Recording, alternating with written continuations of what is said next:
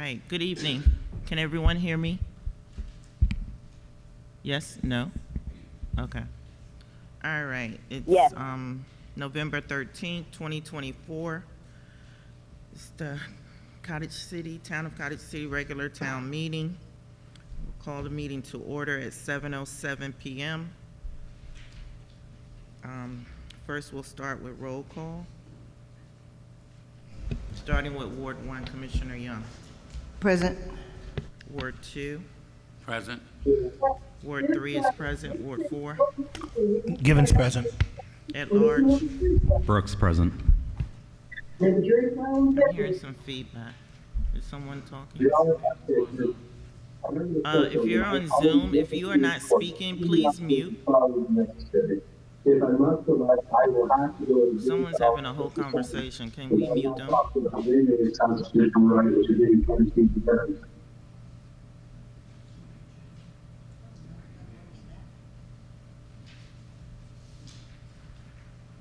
Okay, thank you.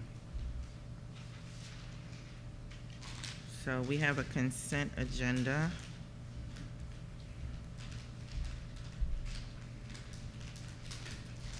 Which has, this looks so different on the website.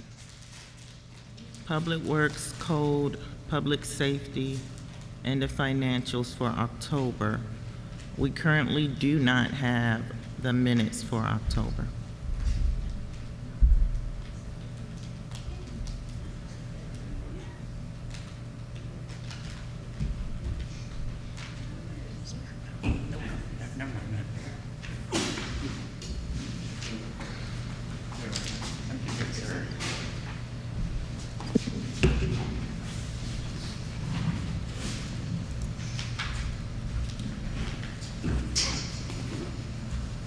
Is there a motion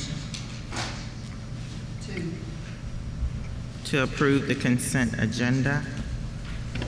So moved as read. There's like an echo. Are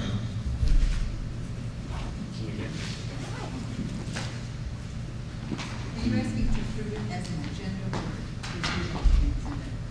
To approve everything that's listed. I know there's an echo. I can't do anything about it. as an agenda, not to approve anything in the No, to approve everything that's in it. Okay, well, I have a quick question about Okay, if you want to have a discussion, we can.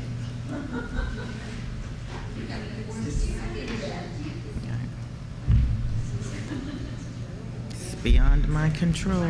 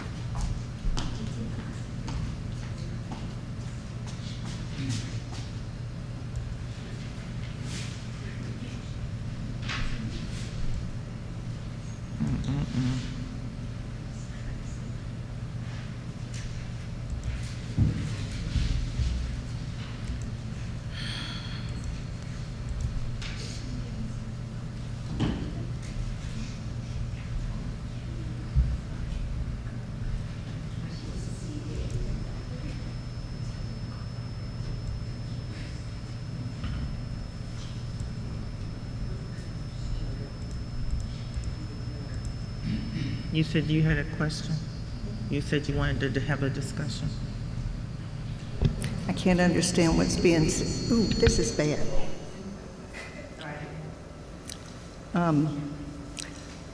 Okay, I had one question. That's really bad. On the budget for the Cottage City Day, is the $15,217.25 the final total? We're still waiting on some donations that came through.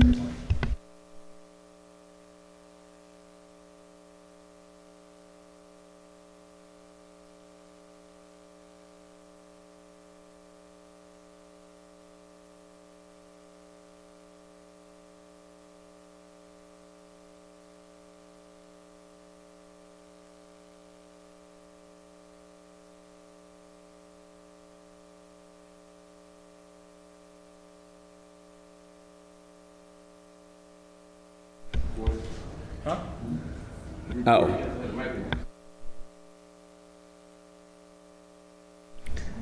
What I was saying is we have to wait. There's some donations that still need to come in, and then once they come in, it'll clear those things out. I'm saying it for the record.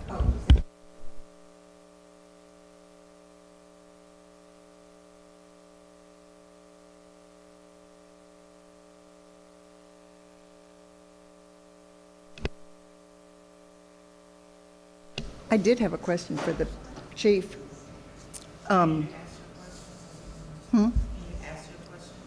Yeah. Chief, I just read in the paper about a really bad incident over in Hyattsville. Have we had anything like that happening closer to us? Several people got killed, I think. Did I read that right? At this time, we don't have any problems like that in our town, but our surrounding areas have some concerns with some robberies as well as some violent crimes, but right now we are fine in Cottage City. No problem.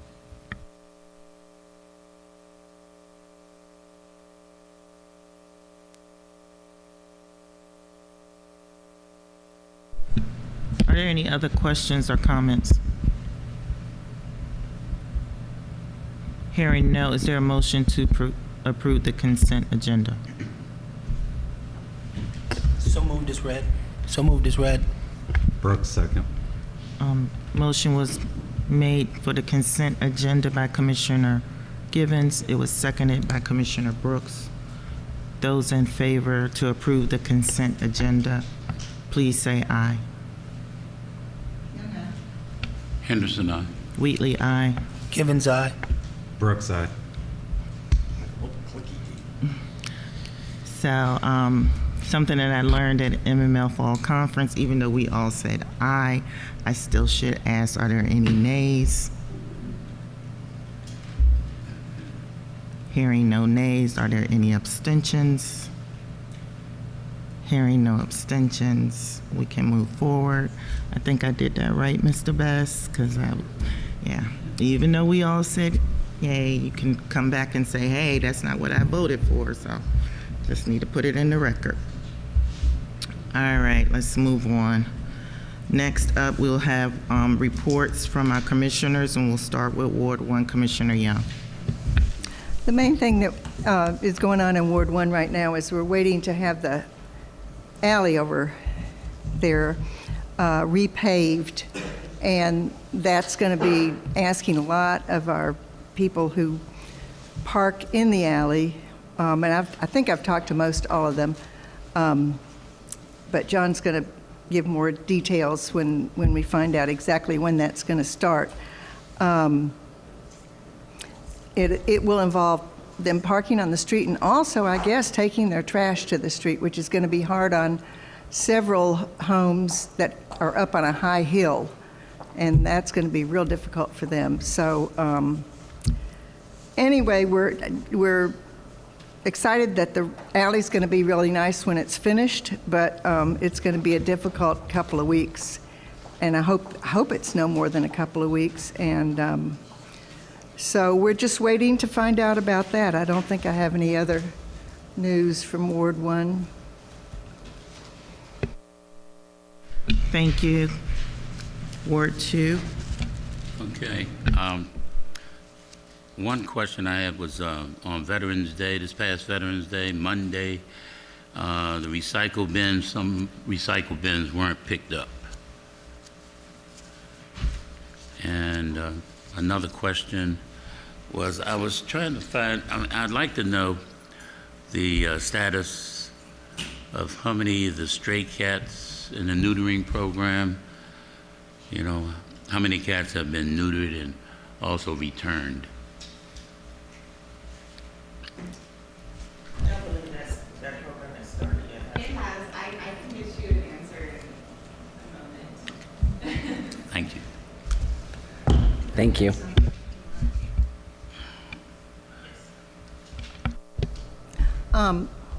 I don't know who can answer this, but there's this one place on, it's along our alley. It's in the big lot where one of the houses that's for sale is. There's a huge pile of old branches and roots and stuff. And I was just wondering who's responsible for that? Depends on where it's located. If it's on the town's property, then of course the town. If it's private property, of course, then it belongs to them. But see, that's the thing, I don't know who owns it. So if you could identify, provide the location to me, I can then have Yeah, somebody go out, I can go out and assess it and make that decision. Okay, Okay? okay. Thank you. Anything else, Commissioner Henderson? Also, it's a couple of houses that sometimes on 40th Avenue, especially one, particularly 3715, has, to me, a very bad fire hazard. They have items and barrels and stacked up all along the house and also on the porches. It's just accumulation of so much mess. I mean, if a fire breaks out, it could spread from there and no telling where, and especially with the winter coming and the winds take up. And as you well know, we have had dry weather. It can really make a big hazard for the neighborhood. And that's it. So you have an open storage issue at 3715 40th Avenue, correct? Yes. They have like crates, cartons, you name it, all along, lined up along the whole house and all up on the porch. So, And I'll just follow up that for cats.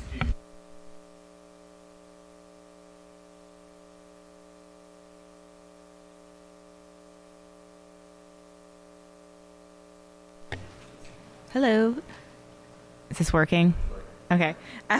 We have had 13 cats reported, and 4 out of those have been TNR'd. One was actually sent for adoption because it was a little kitten. And the other ones just haven't been taken care of yet because it takes time, to find the resident and have the conversation or find the cat. So, yay. Thank you guys for letting this happen. Could I ask a real quick question? Yes. Are families receptive to this whole program? Yes. So far of what you guys have spoken. I have heard a positive anecdote about people being willing to work with them. Like they are feeding the cats, but they are totally fine with them taking them and neutering them. Very good. Thank you so much. Yeah, thank you. Thank you. All right, so Mr. Henderson, was that your final comment? that's about all. Thank you. Okay, thank you. So, moving on to Ward 3. I have a few things to report out. One is we got our sustainable recertification. Here is our plaque.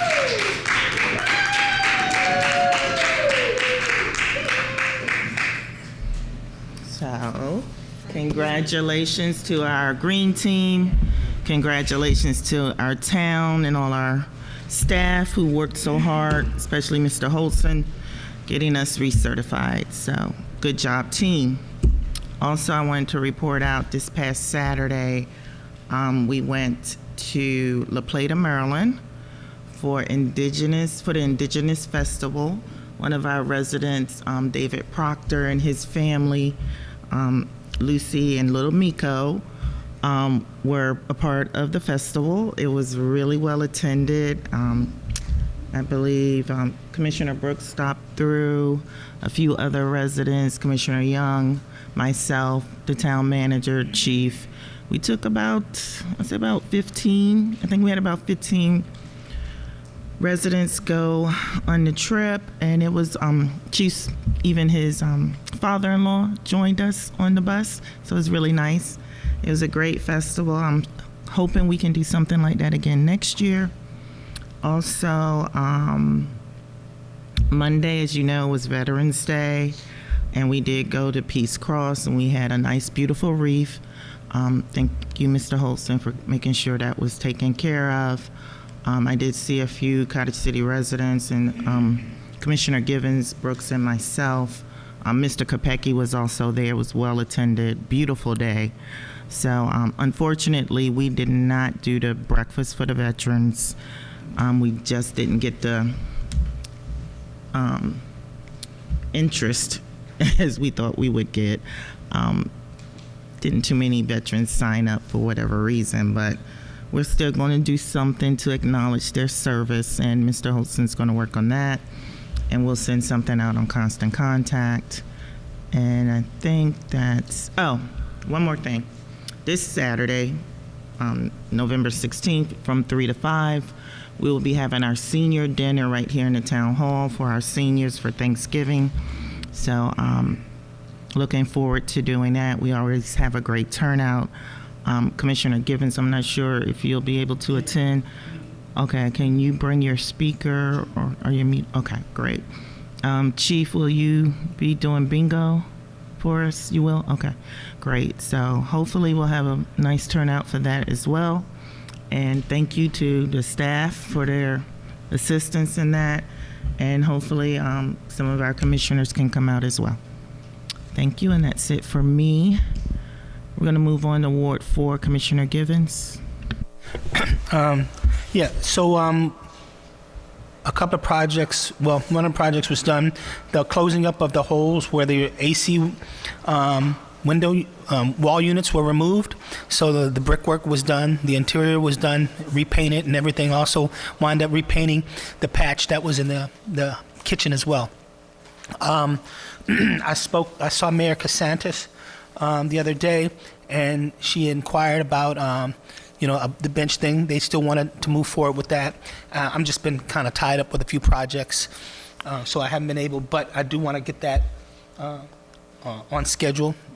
The cost is minimal. I think it was less than $300, so John could do that. But just so everyone had already agreed to it. But just to say that's not I hadn't gotten around to that as of yet.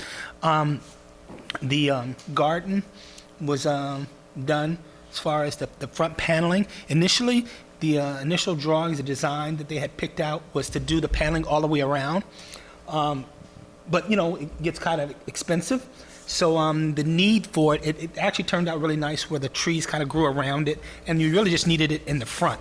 So that's what we did. So with Denise and John's help, we were able to get that accomplished, and then I fixed a few things on the cistern, and so that should be that should be really good right now.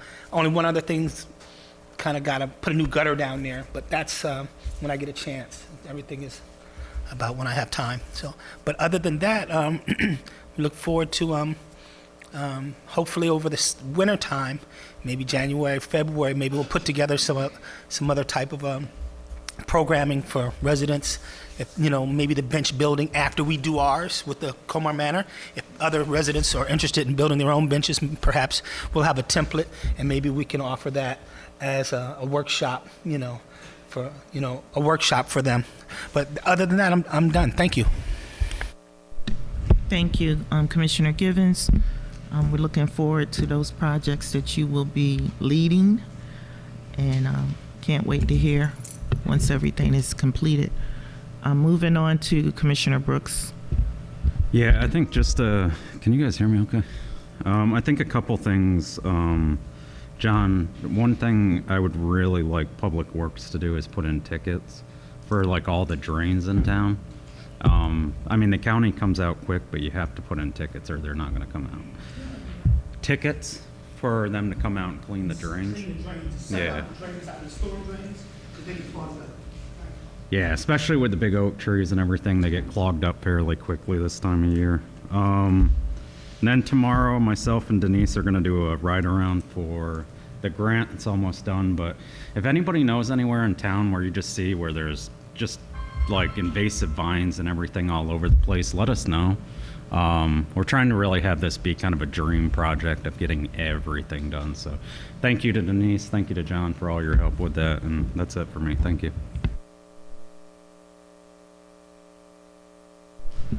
All right, next up is Neighborhood Design Center. And do we have anyone on the Zoom from Neighborhood Design Center? Yep, hello. Let's see. I don't have the Perfect. Zoom up, so I can't tell. Michaela? Michaela? Yes. Yes, I am here with my team. Okay, you have the floor. Okay, perfect. Well, hi everyone. Thank you for the introduction, Commissioner Wheatley, and thank you everyone for lending us some time today to share the work that we've been doing on Cottage City's urban canopy. So as I said earlier, my name is Michaela. I am a landscape designer and a project coordinator at the Neighborhood Design Center. And I'm here today with my colleagues, Colin and Catherine. Team, did you want to give a short introduction about yourselves real quick? Sure thing. Hey, everybody. My name is Colin Breidenbach, and I'm the Urban Forestry Program Manager at Neighborhood Design Center. And yeah, we're really excited to work with you guys and continue our work in Cottage City. I'm Catherine Love, and I'm the forestry technician. Great. Yeah, so we have been working with Denise Hamler and Ben Rocky Harris from the Green Team for the past couple of months on a National Fish and Wildlife Foundation grant project. And so this project has three major arms. The first one being a inventory and data collection of all of Cottage City's street trees on municipality roads. And in that inventory, we are taking or noting the species of the different trees on your streets. We're noting the health and doing basic risk assessments. And then along with collecting data on current trees on the municipality roads, we are also noting locations of new potential tree plantings. And so that data that we collected for that first arm feeds into the second arm of the project, which is an urban canopy analysis. And so we look at the spread of the current species and make recommendations for new tree species plantings. And then we are also doing an tree benefits analysis. And so that actually takes all the information and then translates the conditions of the trees into economic or environmental benefits. And so it assigns monetary value of the carbon sequestration, the carbon storage, air pollution reduction, runoff sequestered from your current canopy. And so at the end, you'll not only get a report on the current canopy, but also kind of how that can translate into kind of like dollars for Cottage City. And so we're looking at doing that analysis for the current canopy and then also accounting for all of the new potential tree planting sites. And so we can we'll be giving you information on the current canopy and then also the benefits associated with the canopy if we were to plant all of those new locations with trees. And so that second arm was analysis. And then the third one is education. And so that will be in the form of two different meetings. The first one being a maintenance training with the Green Team. And so we will be teaching the Green Team and other maintenance team members, how to foster the canopy and carry it forward into the future. And then we'll also be doing a public town meeting. And so that one is more so to educate the residents, whoever shows up, on all the benefits of having a healthy and expansive urban tree canopy.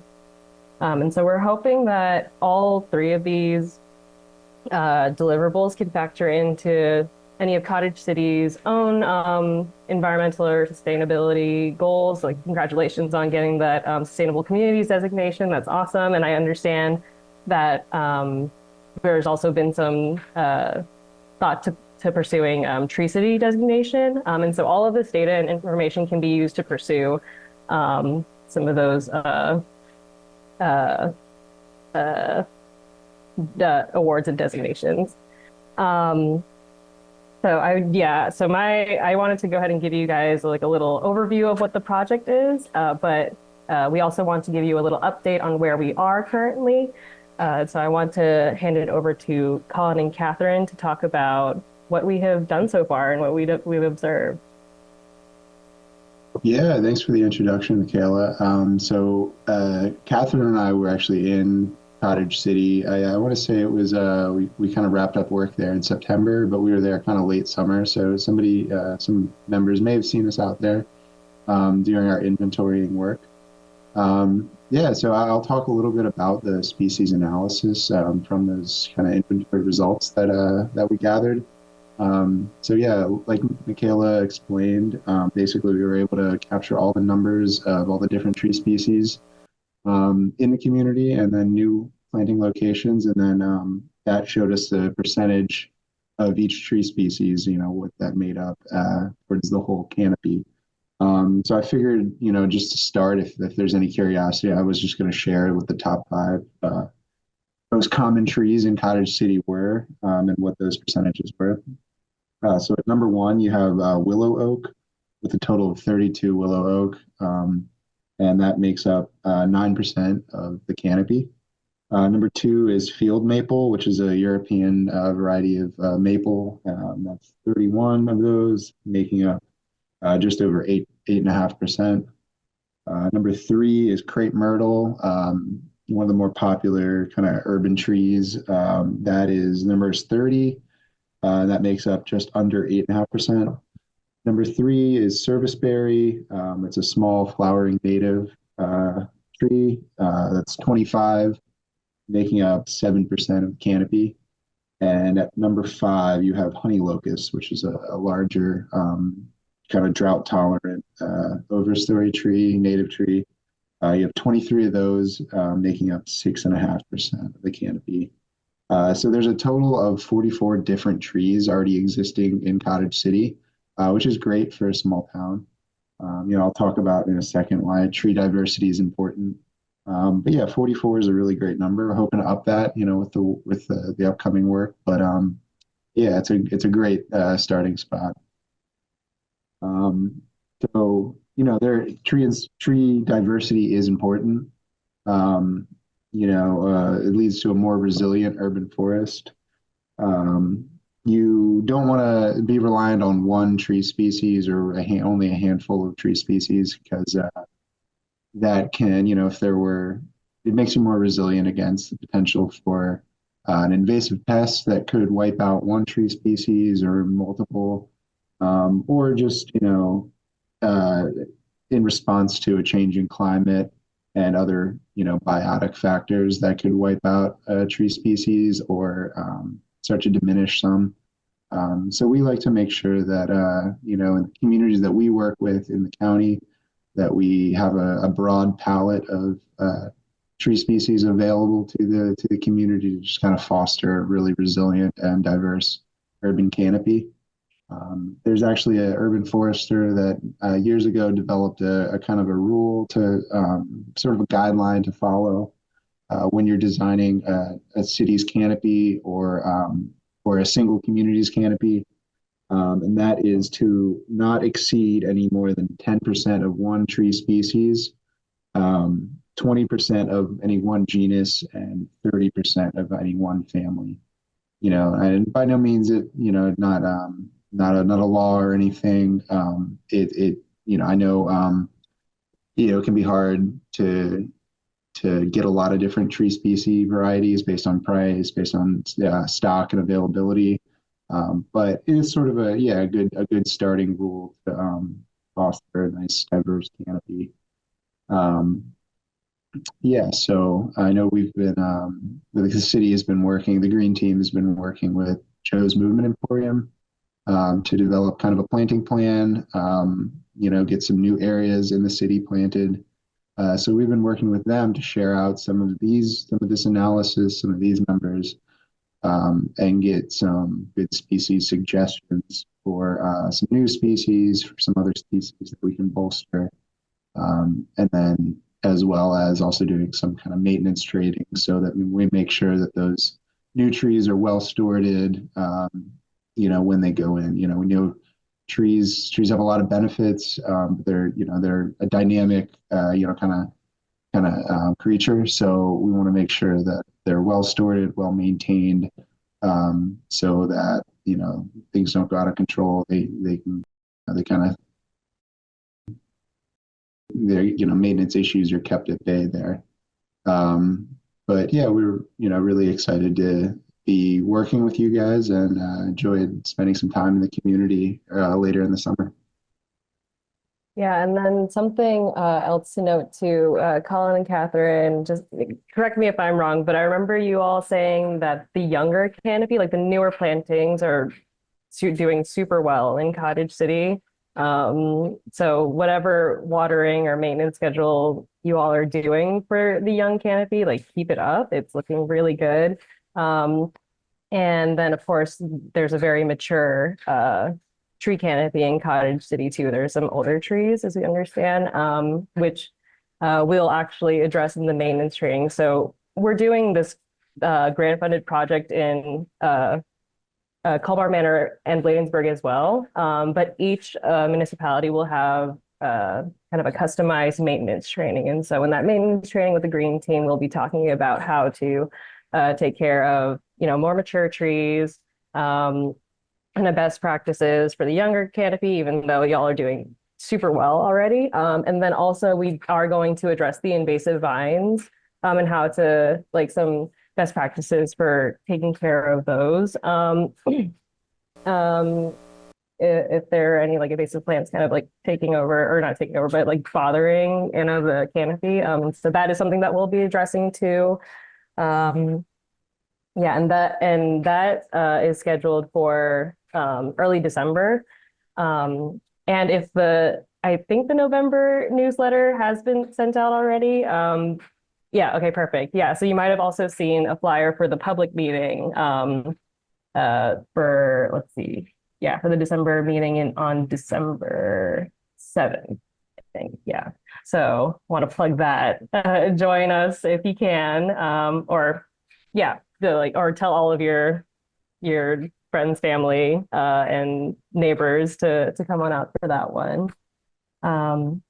Yeah, but those are kind of the updates of where we are right now. I do want to open it up if there are any questions for us, or any comments. Yeah, the floor is yours. Any questions or comments from the commissioners? Hi. Just a second, please. Any questions or comments from the commissioners? No comments. No comment at this time. Commissioner Young? All right. Is there a comment on the Zoom? Yes, sorry. There was mention about identifying tree health. Have you identified the dead trees? Because I think I have one in front of my house. And is there a plan for removal and replacement of those trees?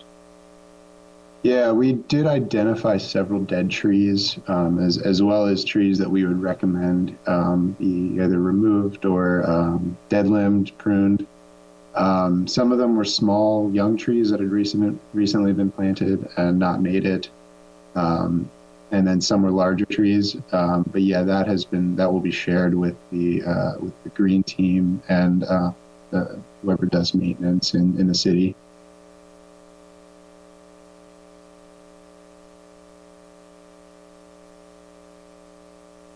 Thank you.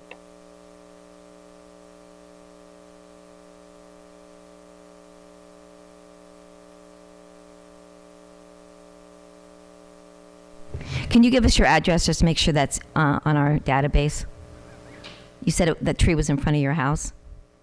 Yes, 3720 Parkwood. Thank you. Okay, great. This is Denise from the Tree Canopy and the Green Team Committee talking.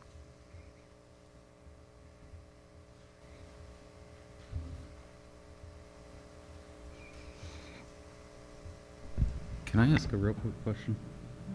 Did you guys plan this twinning? Yeah, we've been cutting trees all day. She's been cutting trees. I just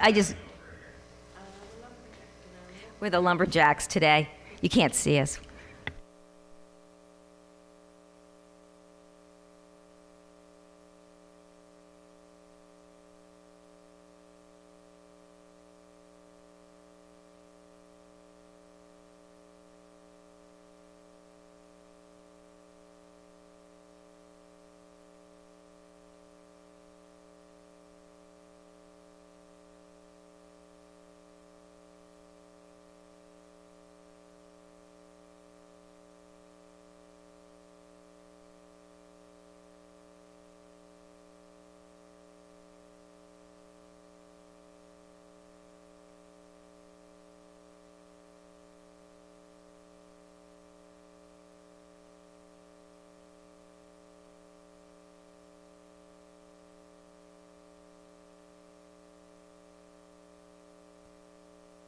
So I just want to really appreciate this team from the Neighborhood Design Center, because a lot of the work that we've been doing with the green team, this really just segued right into that work that we've been doing. So now we have this database, we have these spreadsheets, so I want to appreciate it. There's a couple other tracks happening, and people get a little confused about private property trees and the city trees. This project that they were working on is only for the city trees. These are the ones that are along the streets or in our parks. This does not identify all of our private property trees that we're inventorying and we're identifying that also need a lot of help, which was part of the tree maintenance program for the private property trees that we just finished up with the 20 homeowners. And hopefully we'll get more resources to do more of that. The other project, and this just came up this weekend, so I want to update this team. We had been approached, one of our team members, by CCAN, which is the Chesapeake Climate Action Network, and they have a grant. Everyone has a grant to deal with trees, and theirs particularly is for invasives. So Will and I from the Green Team participated in one of their clearings over in Comer Manor at the park on Saturday, and we met Meredith on that team. So they will be at our next Green Team meeting, and we're having a meeting with them tomorrow, and they're going to come in and help us with private property tree maintenance around invasives. So we're having the meeting with them tomorrow. The goal is to find 5 or 6 large trees on private property that have lots of vines, and then they will teach us we'll get permission from the homeowner, and they will teach us how to go out there and deal with these invasives. And I think we'll do a little bit of work at the garden, but I'm not sure. So I just wanted to segue into that.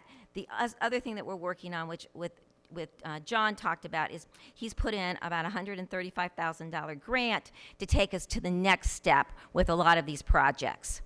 So that if we got that grant, then we wouldn't have to rely on the town budget to do this next work over the next couple years.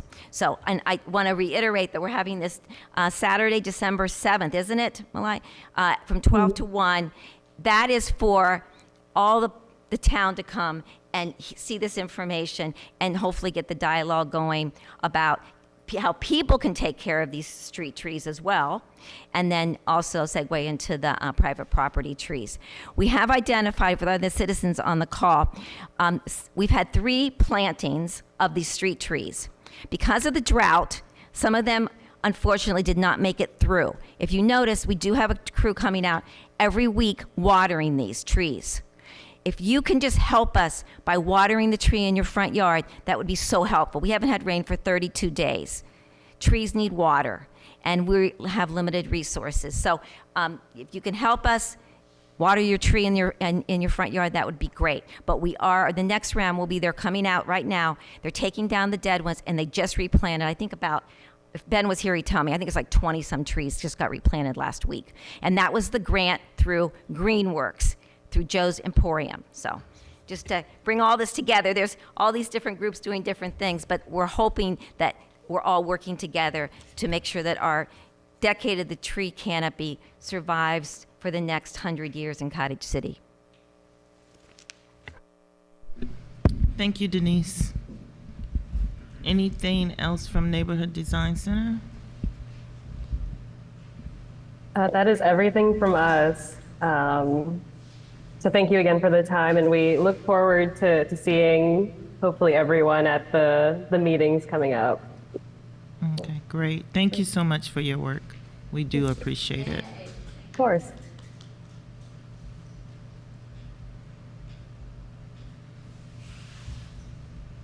All right, next on the agenda.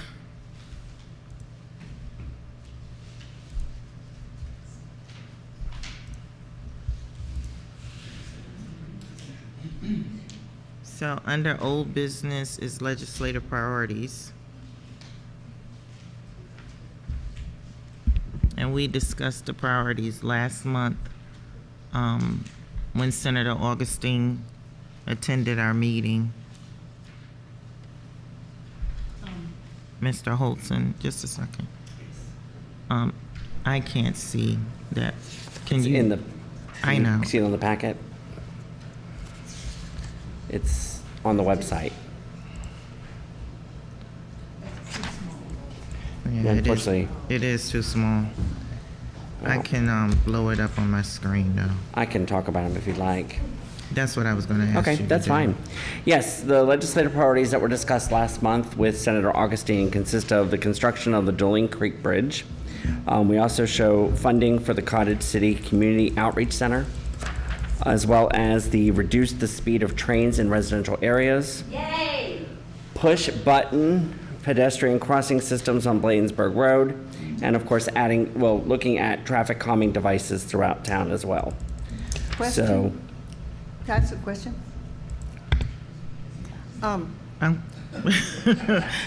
Is that all right? I think, were you finished, Mr. Holton? well, let's see. I thought as you went through, I would address the subject, but if you Well, I don't want was the gonna question, just- I'll save it for later. That's okay. I was just going to say that basically a lot of these were things that you had thought of back in 2024. And we basically added them and added the traffic calming devices. So these are things that are not really new, but we did add a few additional details to each item for 2025. I'll save my question till later.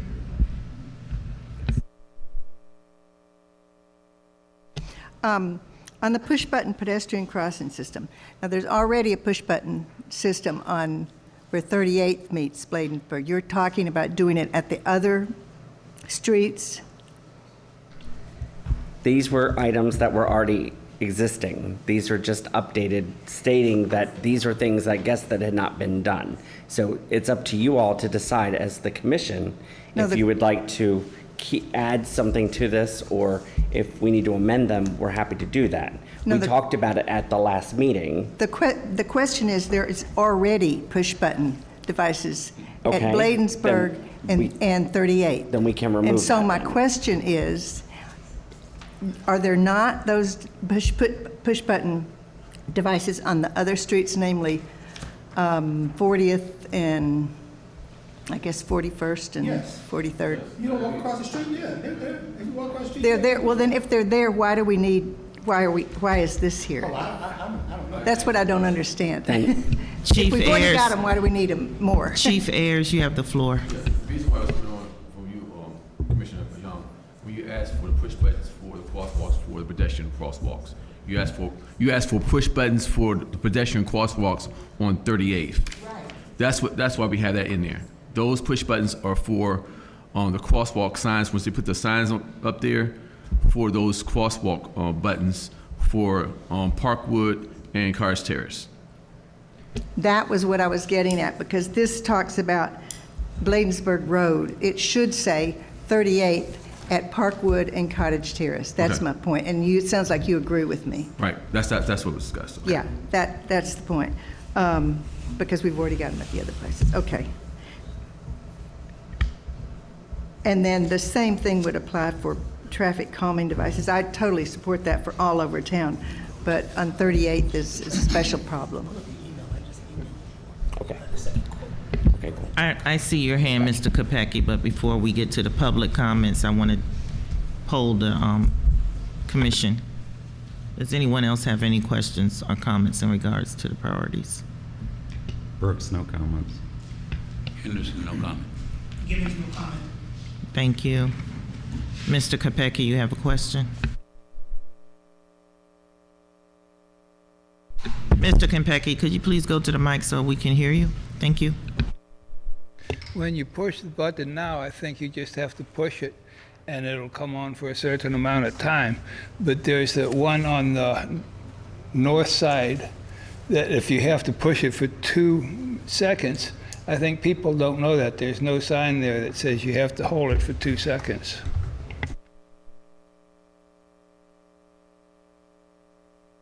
Yes, they don't all work real well.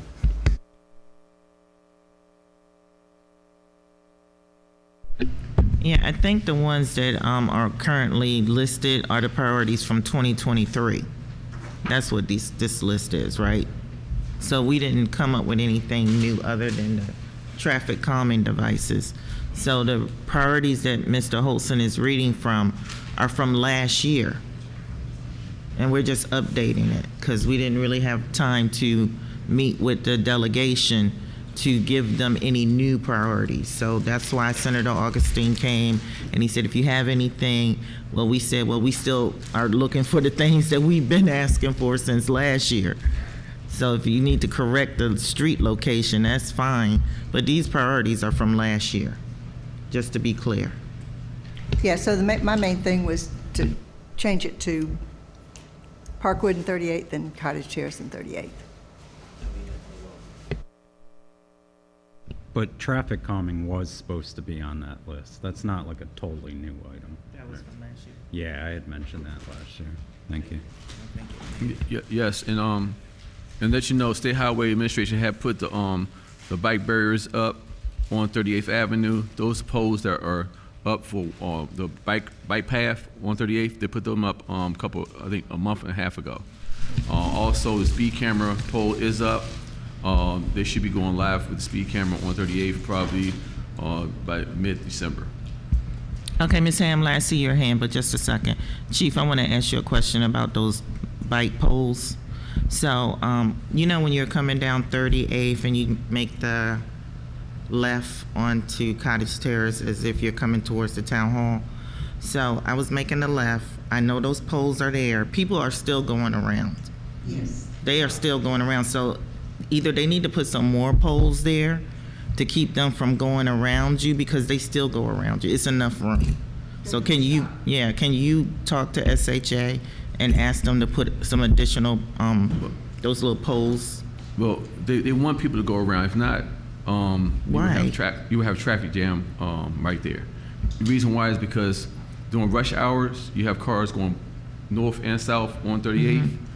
And while you're waiting to make a left-hand turn, if you stop there for like two minutes, around 1.5, 2 minutes, you would have traffic backed up all the way up to Royal Avenue. So they give a little room for people to go around you if you're making that left-hand turn. So they give.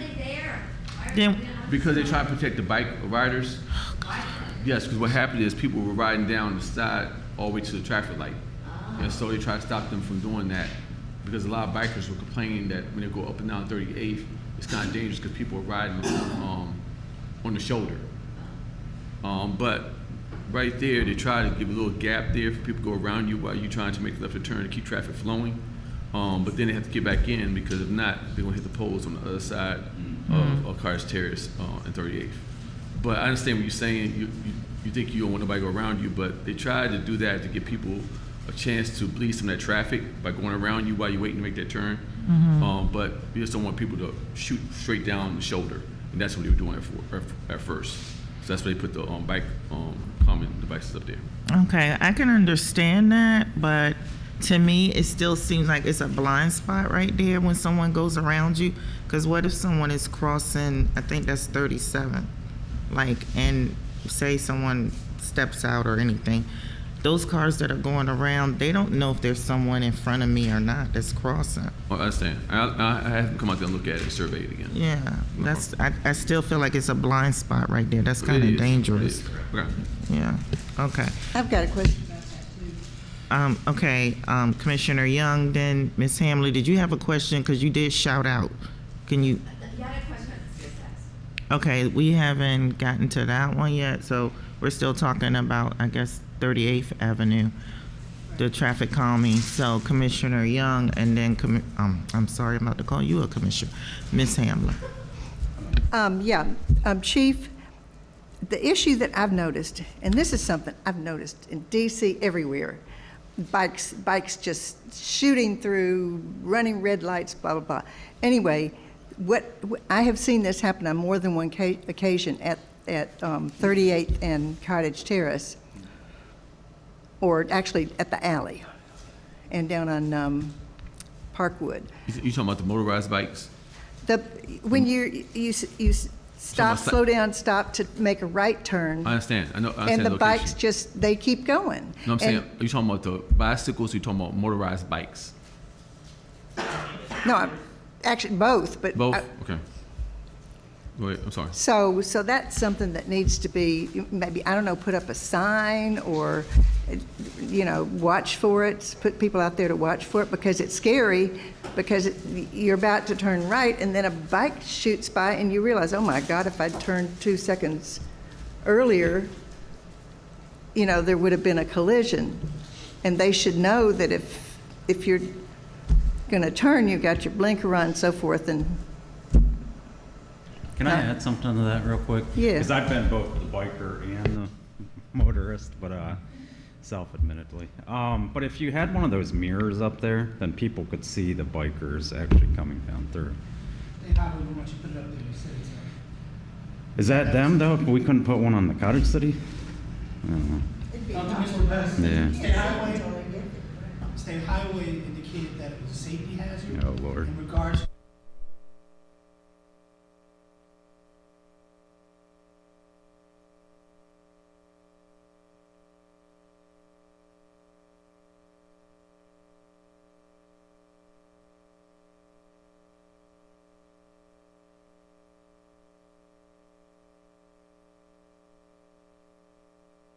Please cut your mic on. My gut tells me the municipality could do that on municipal roadways, not on county or state highways, but municipal roadways.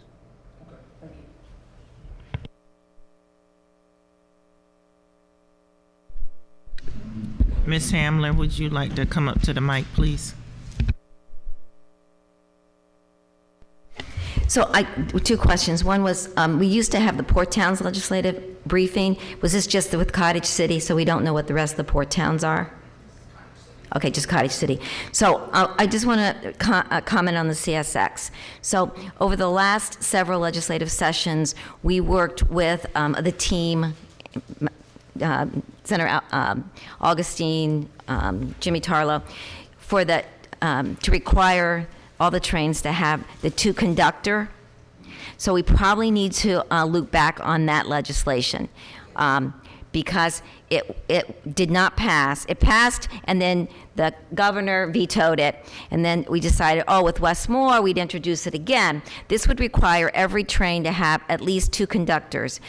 Without that, they can go to 1 conductor. That means of 50 to 100 cars would be one engineer. That's it.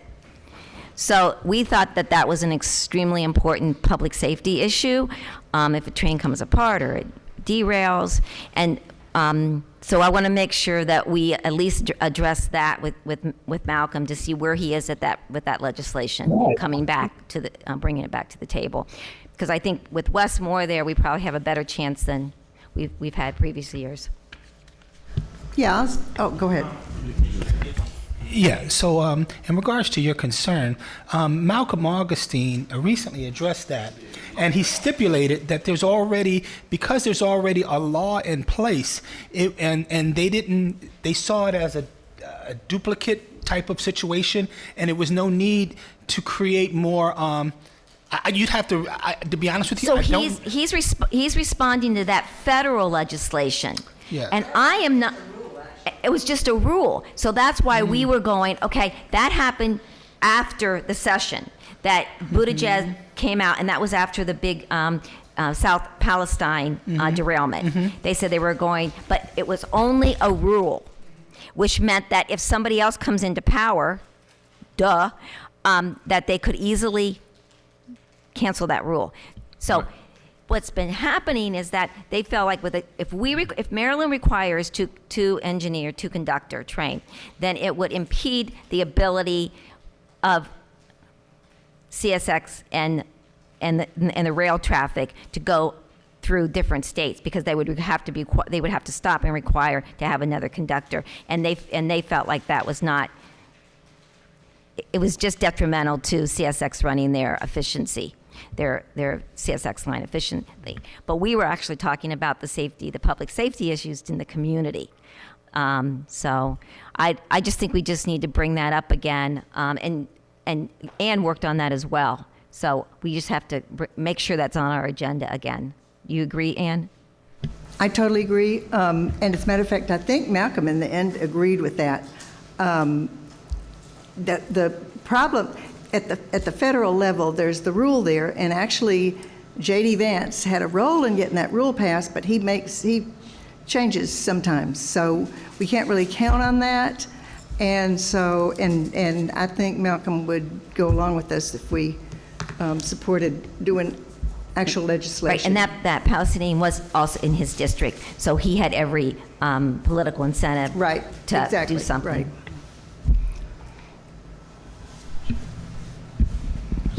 Did someone else have a comment? No, I had the same comment that Commissioner Gibbons had in reference to what Commissioner Senator Augustine said last meeting in reference to the two drivers. I think what you're saying is that pretty much they don't want to go ahead and have two pretty much legislation on the same thing, but they're right. It's the point where you get another person in, they take that ruling away, you'd be back up. I know right now CSX they say they have two drivers on the trains right now, but what she's saying is correct. If we get a new transportation czar and he wants to change or she wants to change it, it's good possibility it can be changed. All righty, thank you. If there's no other discussion on the legislative priorities, we'll go ahead with the ones that are on the screen with the corrected locations for the push buttons. And then will you make sure these priorities get to the delegation? Okay. All right, thanks. All right, we'll move on. Just to let everyone know, we do need to go into closed session tonight. So I want to try to get through this as quickly as possible. Next up is the allocating the remaining ARPA funds. So we have. Yes, ma'am. If you'll allow me to finish, you'll have a better understanding. So we have, can you bring that back up on the screen, please? So we have $137,500 remaining in our ARPA funds. We have until December 31st of this current year to allocate, not obligate, I should say allocate, these remaining funds. If not, the government will take those funds back. So tonight, we need to make a decision on how we will allocate the remaining funds, because it is getting down to the wire. We are really getting down to the last days of being able to apply this money to different programs within our town. And it has to be programs that the government approves. Can't just go out here and buy anything you want. It has to be something that falls under their guidelines of the grant. So yes, we will be taking a vote tonight once we decide on how we're gonna spend the money. So I know there were a few things that came up as far as, I think Mr. Holston, you had made some recommendations in regards to maybe getting some better security for the building, better doors. I think we talked about doing a key fob situation for locks, better windows, a better secure window at the admin office, better locks and stuff like that. We also talked about maybe doing some work to update the bathrooms in the town hall, because as you know, since Mr. Holston came in, well, before you came, we got the new floors and we got the rooms painted, but we also got new furniture for the offices. I believe the police department got some work done in their department, so it only makes sense. We got them nice new kitchen thanks to Commissioner Givens, so it only makes sense to do a little bit of work in these two outdated bathrooms. We do need to make sure the building is in ADA compliance, and currently we are not. I mean, there is a ramp over here on this side, but there's no ramp on this side. So if someone has a wheelchair that wants to come in through these doors, they wouldn't be able to do it because it's just the stairs. So I think we could spend some funds doing some housekeeping around the town hall. And then if anyone else has any ideas, I mean, we could put some money aside for the outreach building that we're working on. I know we got enough grants, but we still have to buy furniture and stuff like that, right? So we could use some funds to allocate for that building. And I'm just throwing out ideas. I'm not saying any of this has to happen, but I'm just making some suggestions. And I don't know if anyone else has any recommendations on how we could spend the money, but I see a couple of hands just went up. So I'm going to start with the chief, and then I see Commissioner Young has her hand, and then I think we have an audience member also have their hand. And if anyone on Zoom has their hand, can you please check the chat? So we'll start with you, Chief. All right, real quick.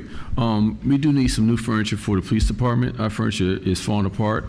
Also, I was trying to see if we use some of the funds. I did get 3 quotes for the house next door, because it's going to turn into a hazard and a problem for us later on down the road in reference to the house deteriorating, to see if possibly we can actually level the house to have just flat land over there. I think we had some bids for a certain amount of money. I can see I can revisit getting those 3 quotes to see if we can get that knocked down. Because right now, I don't want to get rodents over there. I don't want to have to a point where we start having break-ins over there. I don't want to have problems where we have issues where you start having serious hazards over there and we own the property. So if we can actually level that and to actually have an open space there, it'd be great. We could probably use it for open space activities for the meantime until we get something solid on what we're going to put there. That's my suggestion with that. The security doors, we did get 4 vendors that are interested in coming out and give us bids for security new doors on the building, as well as a key fob system where we can actually know who come in and goes out of the building, as well as access where we can actually open the building for events and locking up the building after events from away from the building. So those are things we're looking into right now with Mr. John Holston, and that's what we're trying to do. And that's it. Okay, thank you, Commissioner Young. Excuse me. I've mentioned this before, but I think we really need to appropriate a significant amount of those funds to what I understood was a central purpose of it, which was to provide help to people who need the help in terms of, I think the 2 categories were food or gas. And it seems like we were about to the bottom of the fund that we had for one or both of those. Tracy's, I think, was on the line. She might be able to tell us, but I really think we need to put some significant amount of those funds to more food and gas cards. People need them. As I think I pointed out earlier, at least to the commission, and in a recent survey, the port towns were found to be the poorest counties overall, poorest towns overall in Prince George's County, and I think Cottage City was the poorest. So we got a lot of people here who need the help, and I think that's the main purpose of those funds. So I think we really need to increase those 2 categories. You're going to disagree. All right, so Commissioner Young, Commissioner Givens, I know you have your hand up, but the young lady in the audience, and then you can go after her.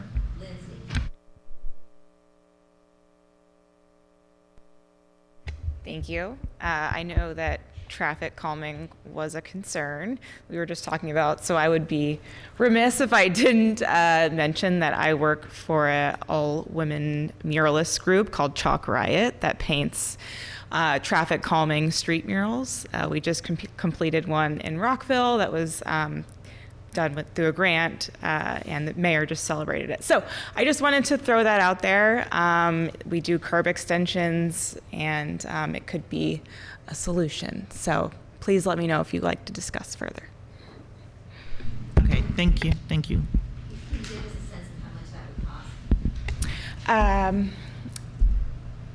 About 20,000. Okay, Commissioner Givens. A couple of things. In regards to the Chief's concern about the building there, that should come under a grant, a demo grant like we did it for Public Works. So it makes no sense to spend town money when we have opportunities for, and John stipulated that he'd be interested in assisting John Holtzman, town manager, and getting more information to acquire that grant and to write that grant. So that would be a big help. I think last time Reggie Bagley, I passed information on to them, but he had did it, and it was a $100,000 grant.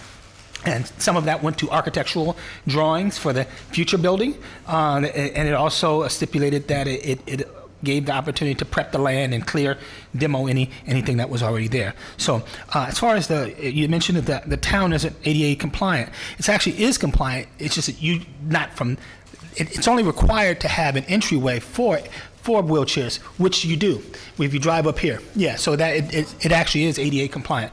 There's so long as they have one access, you're within compliance. As far as it's unfair to make a statement that the town, Cottage City, is the poorest, and we all know that we have a number of programmed towers where 130 residents reside in the towers, and which comes to that census number. So to make that statement as to make it seem like we got to give out a whole bunch of money because we're all poor around here, it's not fair. That's just, that's just not fair. The program initially, when COVID started, was to design specifically for that because people weren't working. So understandably, food and gas and stuff like that were more of a necessity need because people actually weren't working. Well, people are back to work now. We're 3 years post, 2 or 3 years post COVID, and people are rolling out of those programs. We can't keep, our government is not a program. We help people when we can. That money was stipulated for that. But then they extended it because after that, the government said, okay, it's not just for that anymore. It's because we understand you lost revenue. And because you lost revenue, we want to be able to backfill some of that funding for those things that you had maybe in your queue that you couldn't do because you were losing revenue. So with that said, yeah, so it was opened up to other things. So there's a number of things that we need to do around here.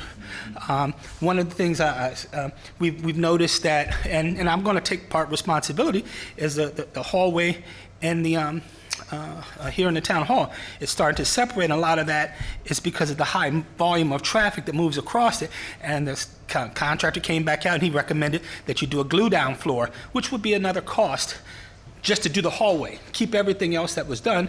But I'm not sure what the cost for that would be. But that, if we could use those types of money without having that along with whatever other programs. I'm not necessarily against helping people, but, we're not a charity. So, town's not a charity. And we are, just so you all know, whether commissioners agree with it or not, these numbers don't lie.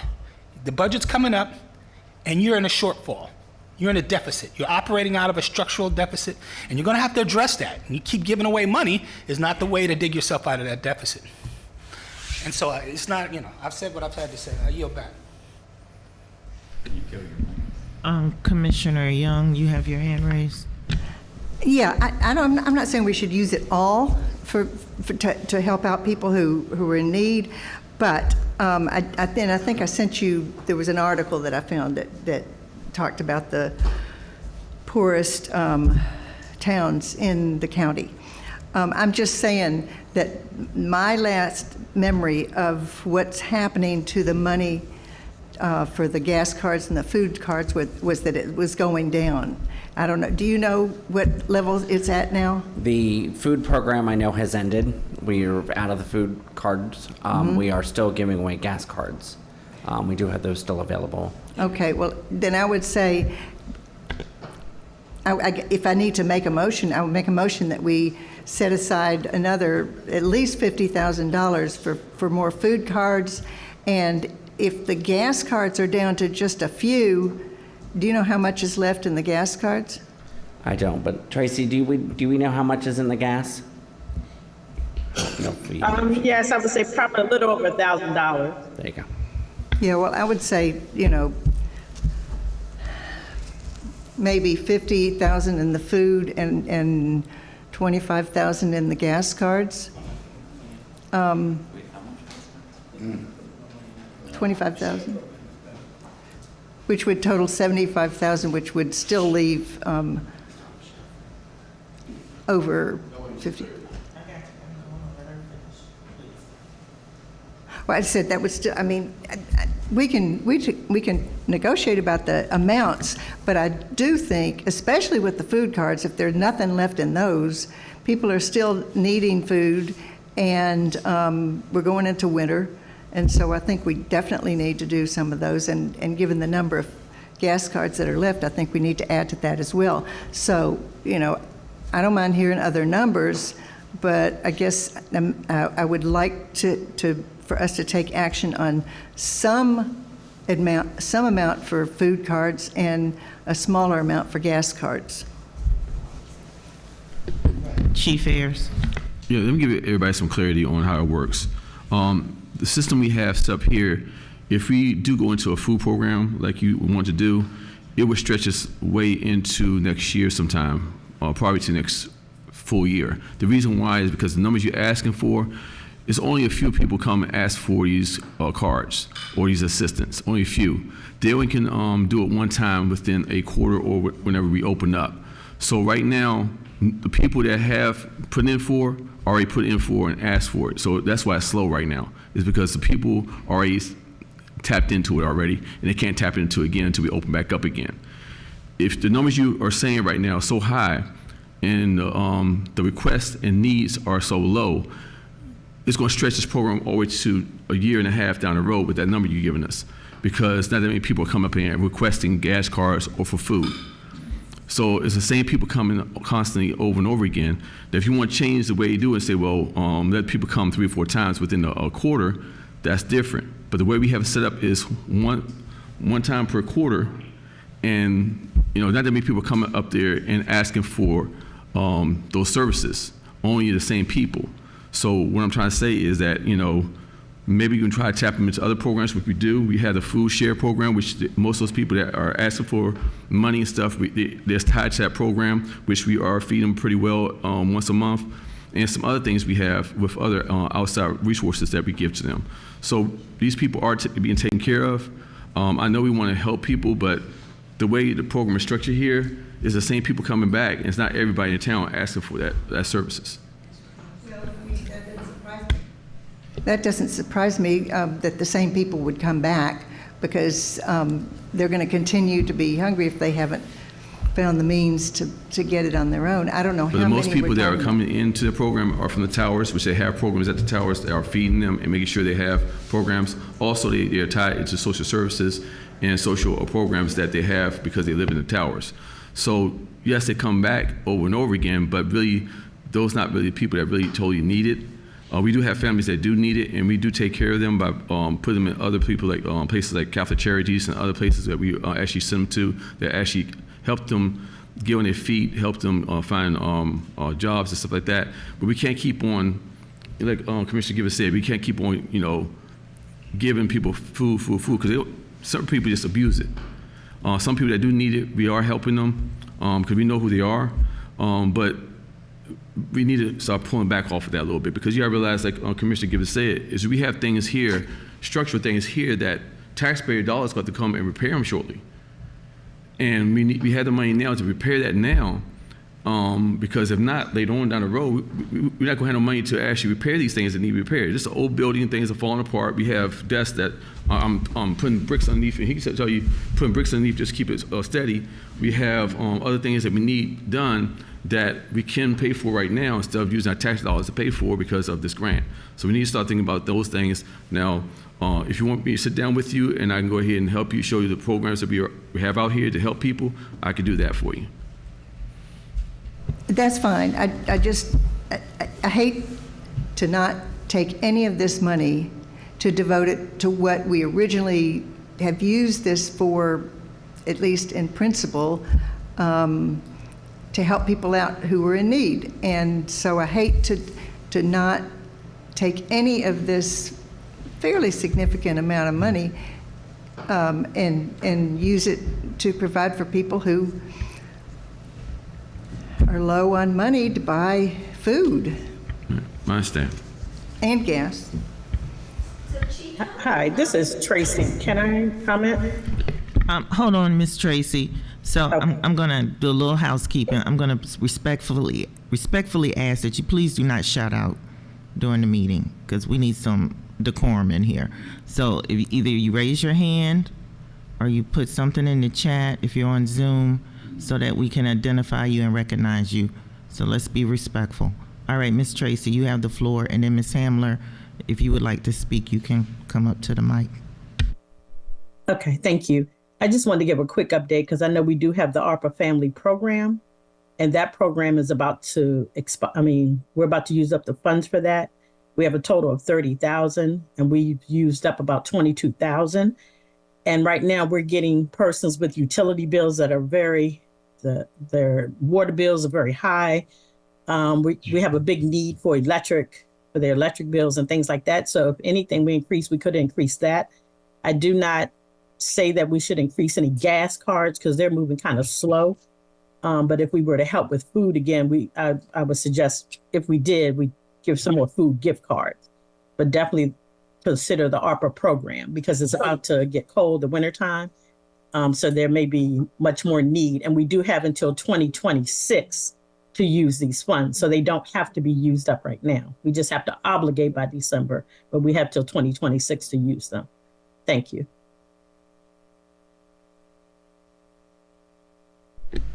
Ms. Hamler.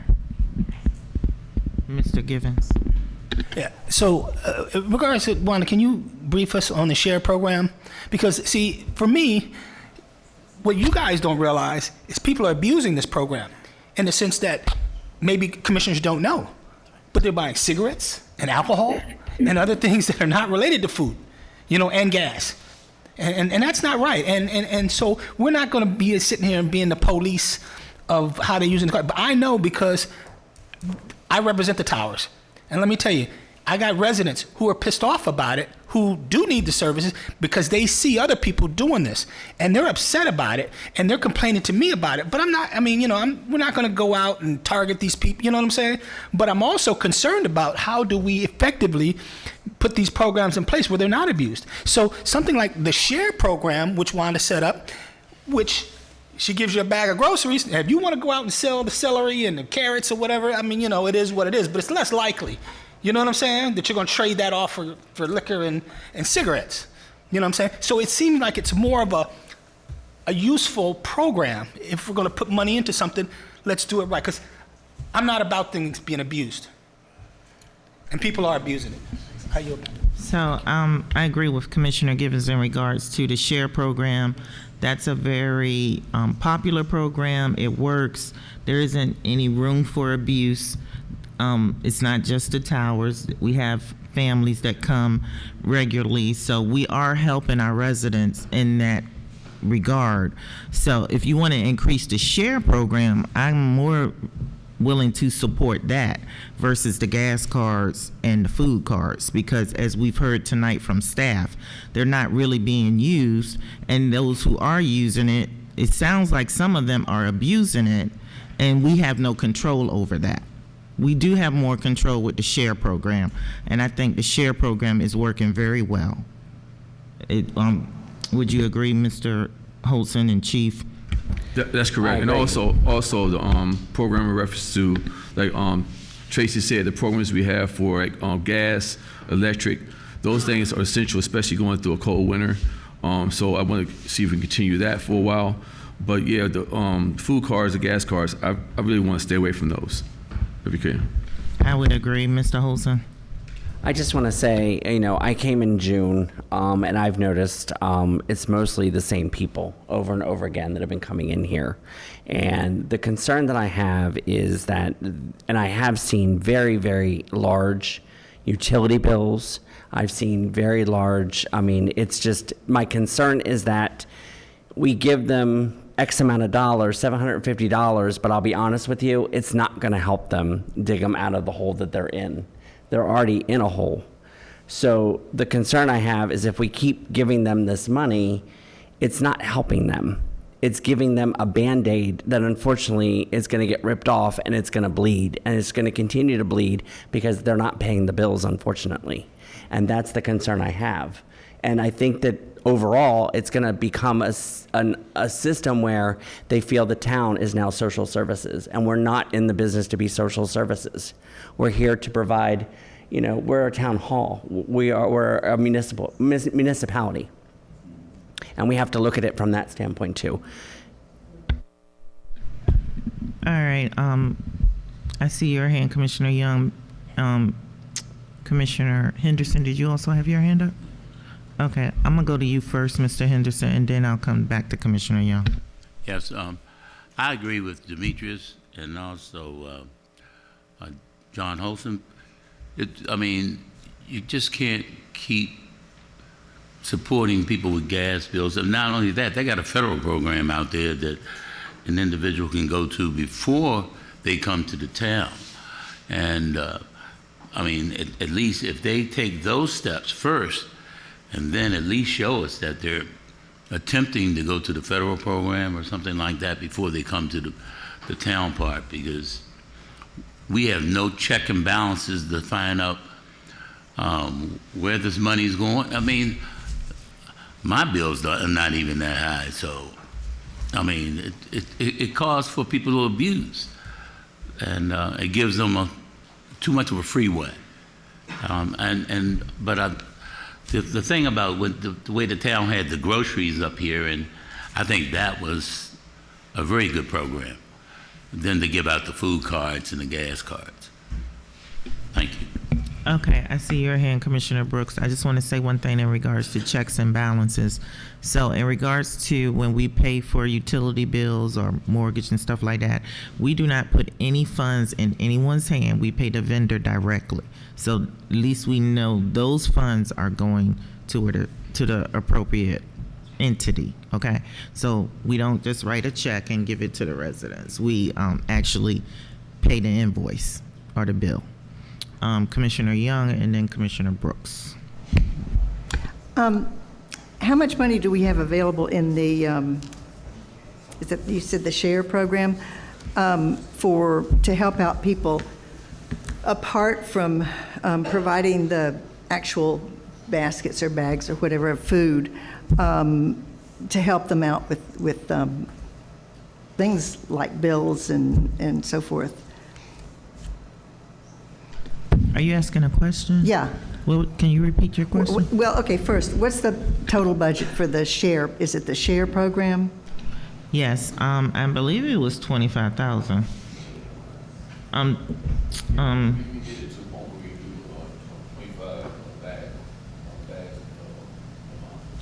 So, in regards to the SHARE program, I'm glad this is coming up. So we had met with Todd, Tracy, Chief, and Nay.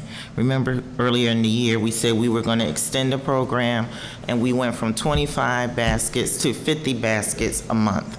And we were going to revisit it in a couple of months to see if there was a need, if we were giving away all the baskets or if we were wasting food. So I believe that we're up to 50 baskets, and every month there are 50 people, and we don't really have a waiting list anymore like we used to. So when we were just doing the 25 baskets, we always had a waiting list. So now that we increased it to 50 baskets, meaning we can help 50 families, we don't no longer have the waiting list. So 25,000, I believe, is the, but we can check. Is Todd still on? I mean, if you can bring the budget up, you can look in the budget line item and see how much it is. And what's the amount that's available to help people pay their bills? Well, let's get the amount for the share program first. Well, I was asking what portion of the share program is to help people pay their bills, or if it's not part of the share program. Share is just food. Well, then where do we get the money to help people pay their bills? That's the ARPA. All of it is coming through the ARPA grant. The share program is just one program that's under the grant. Okay, so I guess what I'm arguing is that we need to set aside at least some of that amount of money to help people out, not just with food, but with bills. And with regard to people, taking advantage or cheating or whatever, that always happens. But that doesn't mean that there aren't some people who really need help. And so, you can figure out measures to try to figure out which ones really need it and which ones don't. But I hate to see no more money go to helping people out who really need it for things other than bags of food, and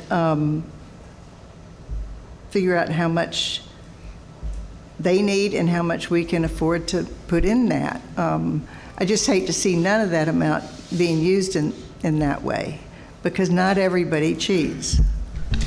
Okay, I think Commissioner Brooks wanted to say something, but before you take the mic, I want to just say, can we at least agree on what programs or what projects we're going to do, and then we can figure out the money later, because it's already 8:30, and like I said, we need to go into a closed session, and we've spent a lot of time discussing what we should do, what we shouldn't do, why we should and why we shouldn't. Can we just agree on what programs we want to allocate the funds to, and then we can figure out the numbers?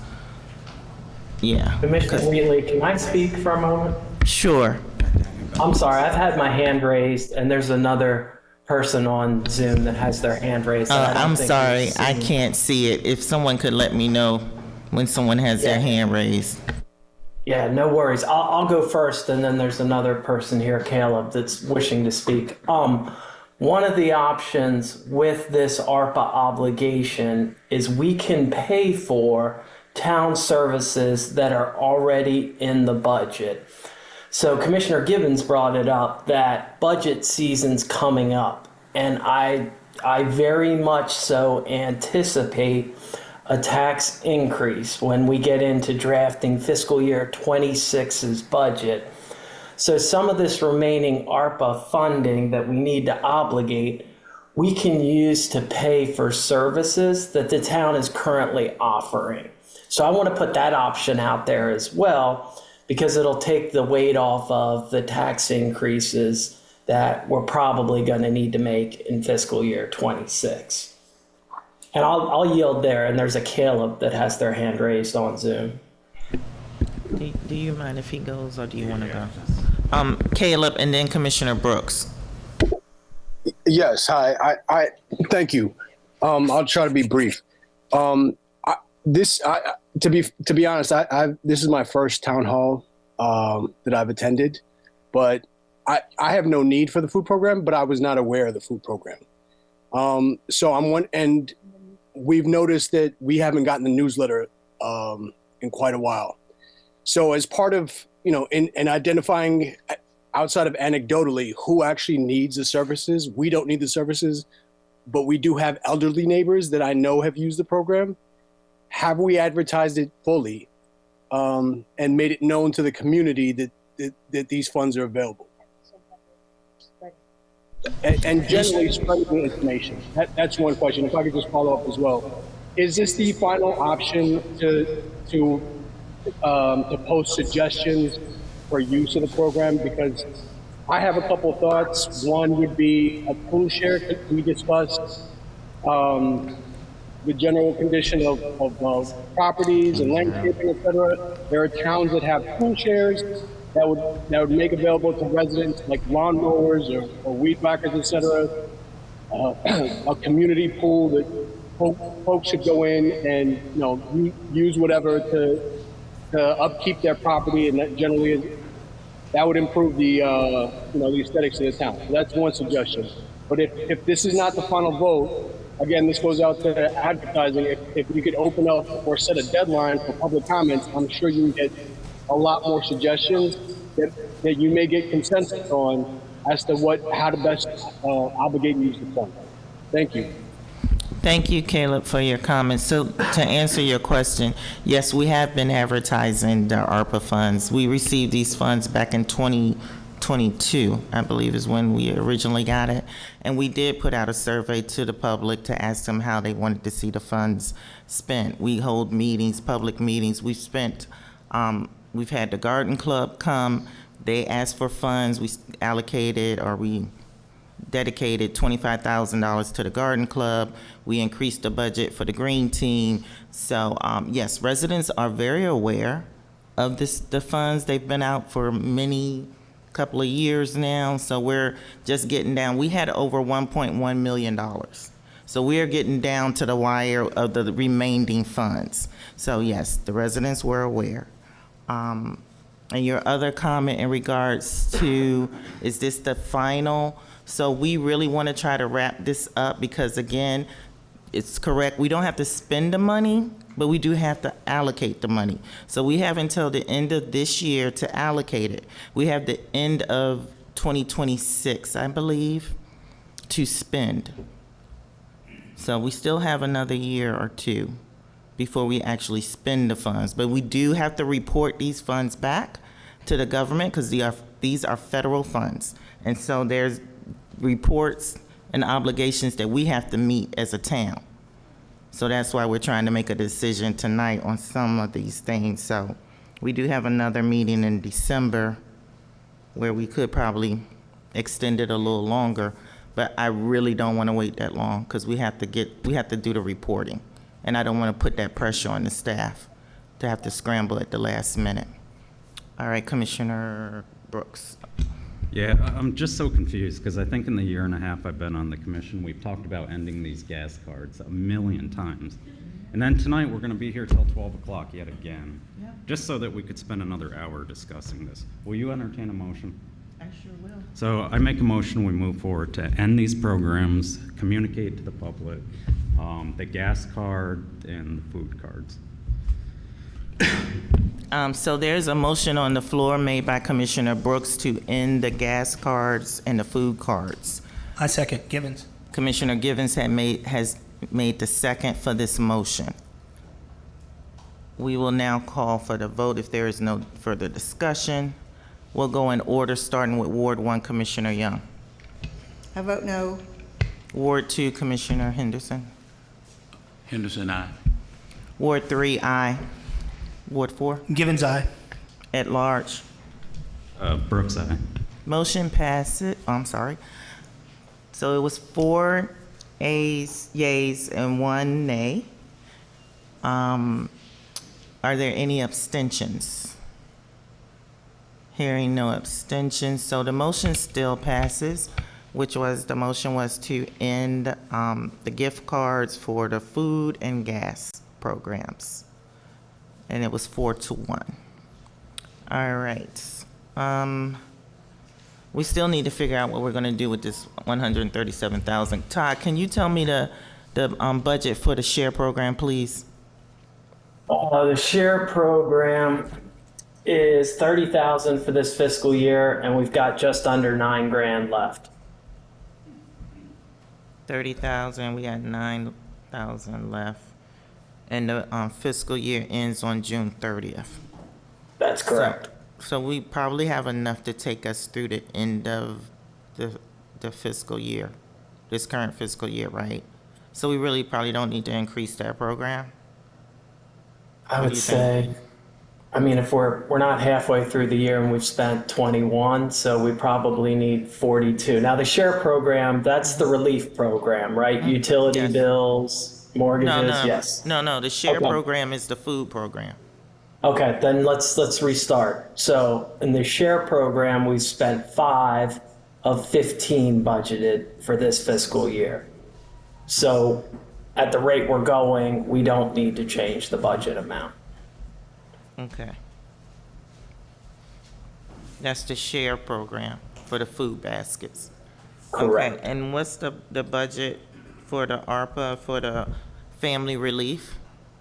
So the spending is 21,000 to date. The budget is 30,000 for the fiscal year. So So we that have one more. we probably should increase. Correct. And the business relief, we haven't really gotten any hits on that. I think it was only one business, right? Yeah, and we didn't budget for it this year. It's just the family, the food, Okay, and our along with the staff. okay. Chief, you were saying? Yes, real quick. The guy we normally get the turkeys from, like last year, he's not returning our calls. We called him several times. Last year, he called the week of and said he's dropping off 40. I can't rely on this guy. I can't work this way. I had to have someone gonna commit they're gonna give us 40 turkeys or not. He's not returning my calls or emails. My suggestion is see if possible we have room to go ahead and do 40 turkeys ourselves by using the ARPA funds. That's my suggestion. Okay, so I think Share has an option where we can buy turkeys, right? But it's not the regular $25 a basket. It's $45 a basket. But it includes the regular produce and meat and protein. But in addition to a chicken, you would also get a turkey.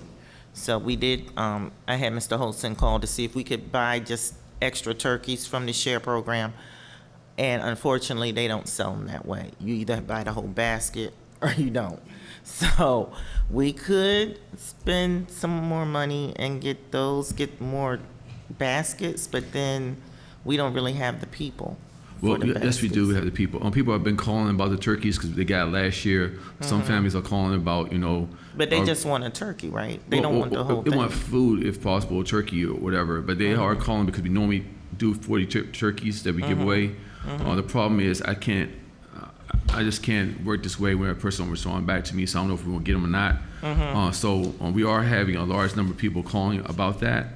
So my suggestion is if we can up it from 50 baskets to probably 75 baskets, I think we should be straight because some of those people that have got turkeys last year are already in our food program. Okay, the thing, if we up it to 75, they have to come and pick the food up that day. We have nowhere to store it. They understand. I know the cutoff was what, Monday or Tuesday? Oh, it's already been cut off. Okay. Okay, right. but you might can still call them and see. You can check and see. All right, Commissioner Givens, you have your hand up. Yeah, so in regards to the share program, perhaps since you have to designate it, right? So let's designate 20K for 2025 for the share program, right? And 2026, another 20 for 2026. So that takes us, that's 40, and then we're done. No. I'm not looking, I don't know about them, I'm not looking to spend taxpayer dollars on, after that, on feeding people and stuff like that. I mean, there's programs out here. We got a deficit, and you got to pay for it. Your tax dollars got to pay for it. So, we're going to have to figure this out, moving forward, because we still have to operate a government, not feed a community. So that's my position. Be mad at me if you want. In regards to the turkeys, in the past, I've gotten turkeys for like $10 at Safeway. Yeah. Can we not just go to Safeway and buy? Right, and that's what we did last year. Last year I'm we okay had with some that. extra. I mean, I like to keep that separate from the share program. Yeah. The reason why is because people might not need all of that. They just want a nice turkey. You know what I'm saying? And Well, last year because the guy didn't call us back, we did use ARPA funding to buy turkeys from across the street, and we got some from Safeway. Remember, we purchased that. yeah, I And don't know, Walmart and Safeway, right? Yes, we did across the street at Sheriff Well, yeah. and also Safeway. If you want to do it that way, we can do that way. I'm fine with that, but I say if we can get at least 40 turkeys, that'd be great. So I say like $400 to go toward that. I'm okay with that. Okay, I'm okay with the $400 for the turkeys, separate from the share program. Right, separate. But that's not putting a dent in this 137. No, I'm just saying that, we need to, I'm good with the turkeys. okay, I'm good. fine. Anybody have any objections with us buying those turkeys? No. We got a consensus on that. All right, so, and we'll just get the regular baskets for Thanksgiving. And if anyone from the program wants a turkey, they can get it out of the $400 one. What about Christmas? Do you want to do the same thing? Christmas baskets, We get some from the sheriff's department. we usually get the sheriff's department. They They usually give us- donate stuff for And us. the delegates too. Just making sure. Right. Okay, Um, okay. Now, to replace the doors as well as upgrade the security in the building and the access codes. I say if we could set aside probably 60 grand for that. 60K, okay. Because some of these doors we won't have to replace. Is that good ballpark for the doors to replace? Plus, let's do 100,000. We always can revisit it. Doors here, doors. 100,000? They gonna give us You gonna something take before us over December. what we got left. We only got 137,000. We can't do 100,000. But We I say just, we 60. just said 40,000 for the share program. So do the math. Let's do 80. Okay. But I mean, no, the quotes haven't come in yet. They're supposed to be with us this week. But we don't have to make a decision until next month. Right. We're figuring it out now. All right. Right. So next month we'll vote on it. All right, around 60,000. So we'll do 60. Do 60,000 right now. Okay, so we're at 100,000, so that leaves 37.5. Okay. There you go. 37.5 remaining. Now, we could get the furniture for the police department. How much money do you think you would need for the furniture? Probably no more than 5,000. 5,000.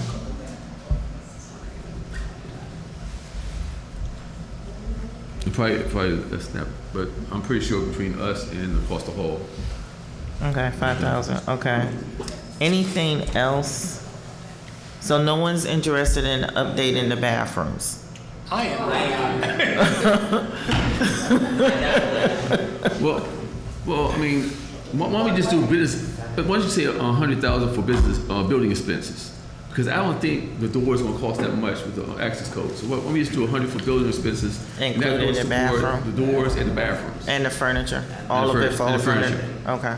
So that's still, okay, so that still leaves 37. No, that's still too much because you got 20,000 for fiscal year for the share program and 20,000 for fiscal year 26 for the share program. So that's 40,000. You gotta take that out the top. Okay. So that leaves you what, 93,000? 93.5 or something like that? You use that 90,000 for building expenses.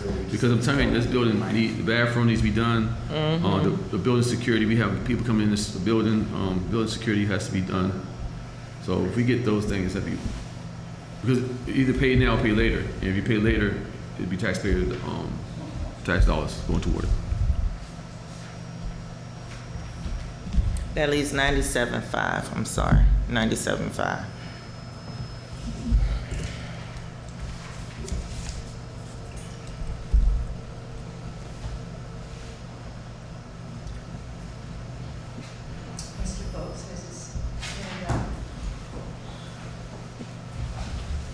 Mr. Fox, did you want to say something?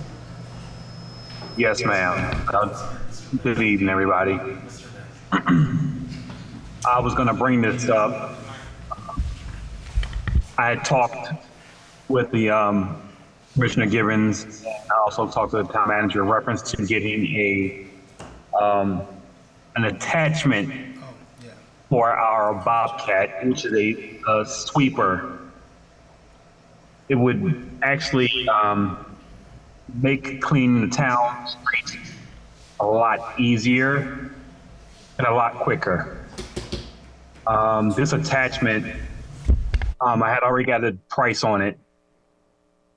My audio went out for some reason, but if you still can hear me, somebody can nod their head. We hear you. Okay. All right. So this attachment is pretty easy. It attaches to the thing. It has what they call like a dust smog. It keeps the dust down. This street sweeper is probably almost about 7.5 feet wide, and it allows you to go up and down the roads to keep the gutters and everything, get all of the rocks and dirt and stuff like that. It keeps everything clean. It has also a side sweeper. I'm going to talk to Bobcat to have them come do a demonstration. But they did give a total. The total was like 10,000 for all three pieces. And it attaches to our street sweeper. Instead of us going out there buying a ride along street sweeper, it attaches to the Bobcat. It makes it much easier.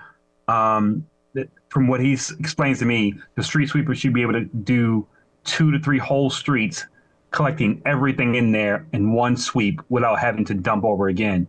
I think it would be a great attachment to our inventory of what we need to keep the streets definitely clean.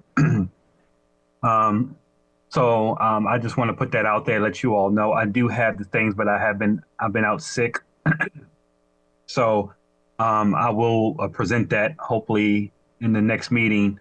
But just to give you all a heads up that this is something that a couple places do have, a couple small towns do have, and this thing, being that Cottage City is only a mile long, it should help us a lot in definitely keeping the main streets clean of any kind of debris. And this thing picks up everything. Anything you put in front of it, it will probably pick it up, chew it up, and we can, throw it away. So just want to put that out there to you all, just in case if you have any kind of monies that you want to allocate to that. I think this is probably the best investment you will ever make. For $10,000 for a whole thing instead of buying a $20,000 drive around sweeper or a cheap $2,000 sweeper that is just gonna do a half a street, and you're spending more time trying to dump the dirt than you are cleaning it up. So just want to put that out there.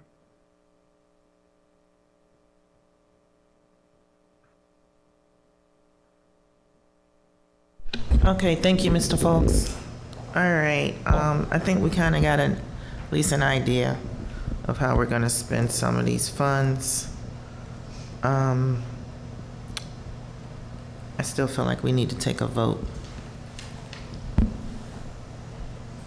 Only because,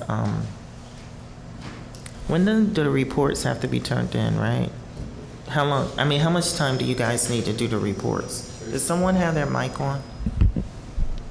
Commissioner Wheatley, so what's in front of us is before the end of the calendar year, we have to obligate these funds according to Treasury's guidelines. So Treasury's guidelines means contracted, or we write an internal MOU.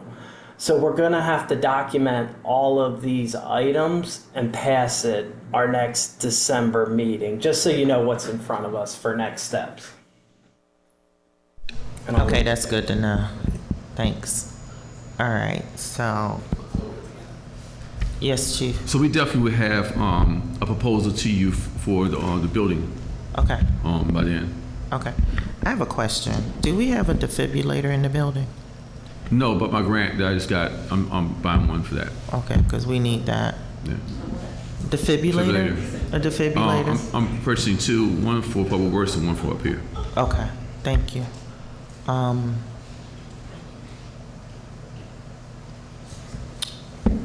Are you working on an emergency plan for us?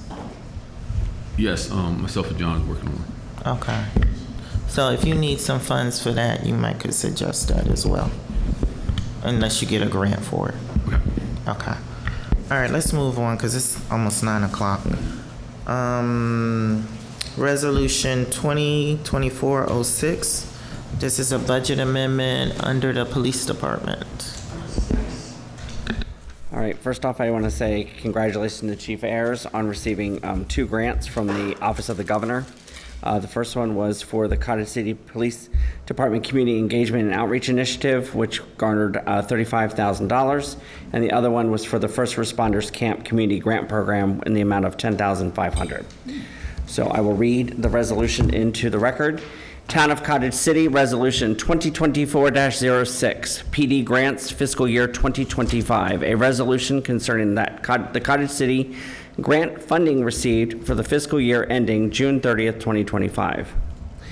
What this does is it allows us to place the two grants into the fiscal year 2025 budget with the two line items at the bottom, increasing both of those items, and then also allows us to then go ahead and place the expenditure into the budget as well. And that is what you see before you for a vote. The amounts were, for the First Responders Camp Community Grant Program, it's $10,500. And for the Cottage City Police Department Community Engagement and Outreach Initiative, it's the amount of $35,000. Congratulations, Chief. Okay, thank you. It's in the packet. It's in your packet. Okay, so we have, we need to make an amendment to the budget to put these funds into the budget under this resolution. So is there a motion for us to amend the police department budget, $10K for the children? Was it children's? It's the First Responders Camp. First responders. First Responders Camp and the Cottage City Outreach. Outreach, and it's the total amount of $45,500 into the budget, and then to be expended out of the budget based upon whatever the chief has to purchase. Okay. Using the grant dollars. Okay. So that's the request. Mm-hmm. Is there a motion? Brooks, so moved as read. Henderson, second.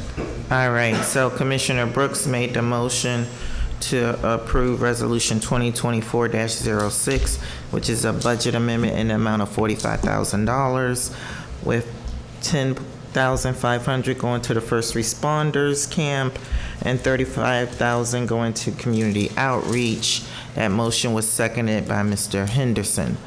If there is no discussion, I will entertain a vote at this time. We'll start with Ward 1. Aye. Henderson, aye. Wheatley, aye. Gibbons, aye. Brooks, aye. Okay, that's 5 ayes. Any nays? Any abstentions? Hearing no nays or abstentions, the motion for Resolution 2024-06, budget amendment in the amount of $45,000 has been approved. Moving on. Ordinance 2024-04. This is the ordinance for the Tree City. This is our first reading. I'm going to ask Mr. Holston to read it into the record. Will do, thank you. Cottage City Commission, Town of Cottage City, ordinance number 2024-04. An ordinance of the Town of Cottage City adding new Chapter 12B, Urban Trees, of the Code of the Town of Cottage City to promote the health, preservation, and sustainable management of trees within the community, providing certain tree preservation and protection measures and penalties, and certain regulations and requirements for the maintenance of trees located on public and private property, providing for certain abatement authority, and generally relating to urban trees and the promotion of an urban tree canopy in the Town of Cottage City. This ordinance was reviewed by Mr. Best. That is correct. And was presented to the town through the Green Team? Yes, it was. All right, I'm just putting this all in the record. And this is so that this is the first steps in their efforts to become Tree City USA. The next step after this gets approved is they will have a proclamation, and then the application process will proceed forward. We've been working closely with Chris Pendergrass, I think is her name. Yes. All right. Is there any discussion from the commissioners? Hearing none, is there a motion to approve ordinance 2024-04? Point of order, it's just a first read. I'm sorry. That's okay. I'm sorry. I just want to get through tonight. I'm sorry. I apologize. All right, so we did the first reading. Next is the tree located at 4004 Parkway Street. And the invoice, is that on the screen? Yes. I have had our arborist from American Landscaping go out and take a look at the tree at 4004 Parkwood Street.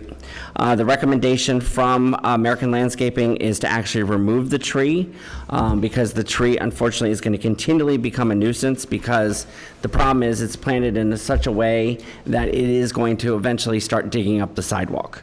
And that is a concern for the resident as well as for the town. So the recommendation from them is to actually have the tree removed at a cost of $925.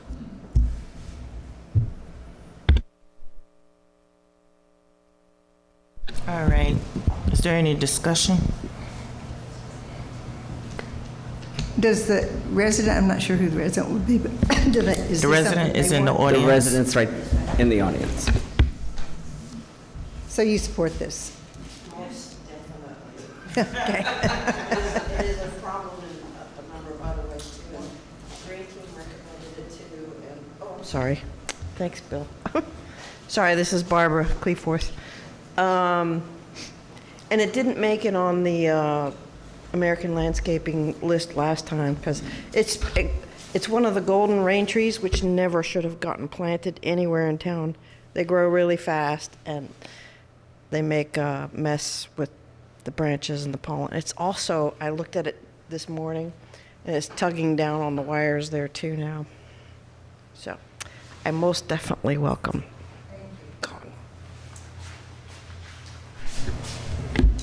Any other discussion?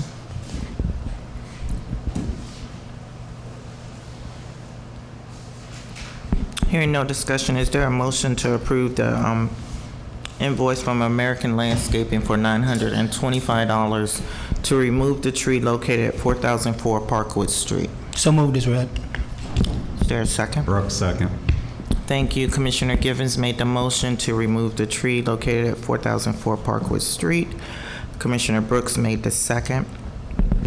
I will call for the vote at this time. Those in favor say aye. Young eye. Henderson, aye. Wheatley, aye. Givens, aye. Brooks, aye. Are there any nays? Are there any abstentions? Hearing no nays or abstentions, the motion to approve the invoice from American Landscaping for $925 to remove the tree located at 4004 Parkwood Street has been approved. Thank you, everyone. We'll keep on going. So next on the agenda is the rebuilding of the town trash. Point of order. Yes, sir. I do have one other tree. I added it on the sheet I gave you. We had another tree come through this afternoon, and I thought it best to bring this one forward. The owner is Mr. Wilkinson, located at 4019 Bunker Hill Road. The problem is there's a huge limb that's actually in the tree that could potentially cause an issue. If it comes down, it will do some damage. So I had American Landscaping go out today and take a look at it, and they've come back with the cost of $798 to remove the broken limb hanging from the elm tree, properly prune the break, prune or remove a dead limb near a broken limb, and they're going to have to climb the tree to actually do the job, and they will take care of the removal.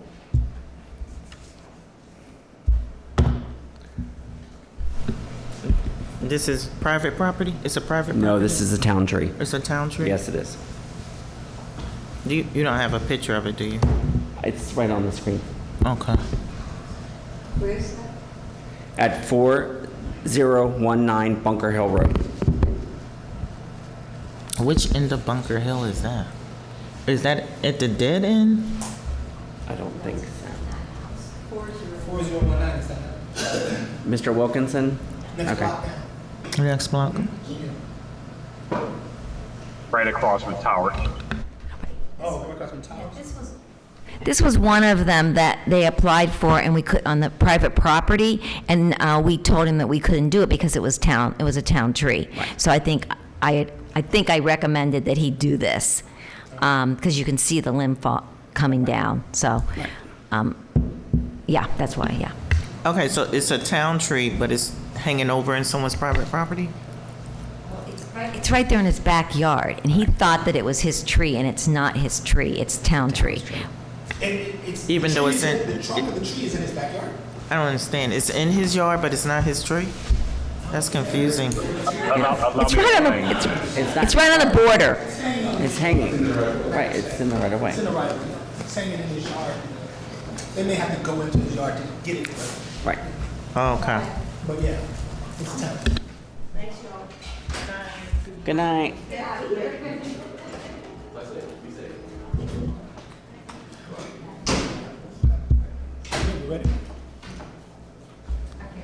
Mr. Kopecki, you have your hand raised? How many estimates have you gotten for this work? No. Can I answer that? Yeah, Mr. Yeah, they've been contracted to do our trees for this season.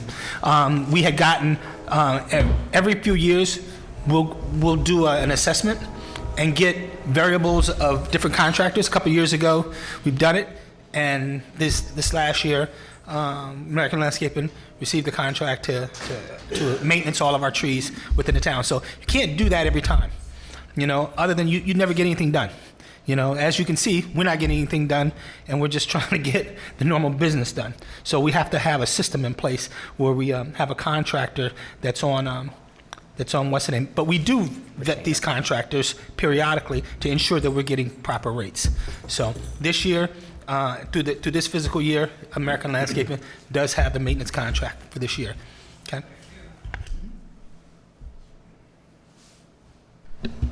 All right, is there a motion to remove, they want it removed completely? No, it's just taking down the limb. Oh, they want it pruned? Yeah, prune. To get rid of the limb that's broken and properly prune the break. And remove all the debris. Okay, so is there a motion to prune the tree located at 4019 Bunker Hill Road in the amount of, how much, $798. $798. The vendor would be American Landscaping. Brooks, so moved as read. Givens, I second. Thank you. The motion on the floor is to approve the invoice for $798 from American Landscaping at 4019 Bunker Hill Road. The motion has been made and properly seconded. Call for the vote. Those in favor say aye. Young eye. Henderson, aye. Wheatley, aye. Givens, aye. Brooks, aye. Are there any nays? Any abstentions? Hearing none, motion passes. So this is not the same one as the one at 4004 Bunkwood Street? No, this is located on Bunker Hill Road.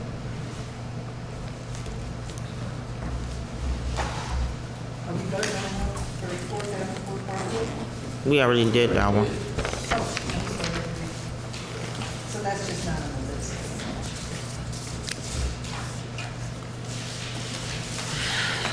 Okay, moving on. Rebuild of town trash and recycling receptacle. Is that you, Mr. Holson? Commissioner Givens? Yeah. Before we address that, I have a quick question for you, and I don't know the answer. A resident texted me and asked me, is the property micromedia building, is it still being converted to a transition center, or did that fall through? Someone has been kind of controversial as to what the information is. I honestly don't know. Does anyone know, Chief? The transition center that the county was supposed to be buying next to the micromedia building. Do you have any more updated information? It's been quiet, so leave it alone.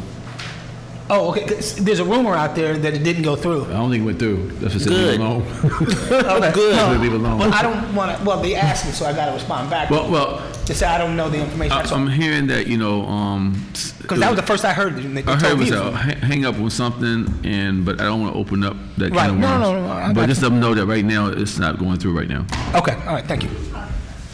The micromedia building next door to Phyllis Robinson house. Do you know where she lives? Oh, okay. Okay. It will turn into a transition house. Yeah. Yeah. For You ready?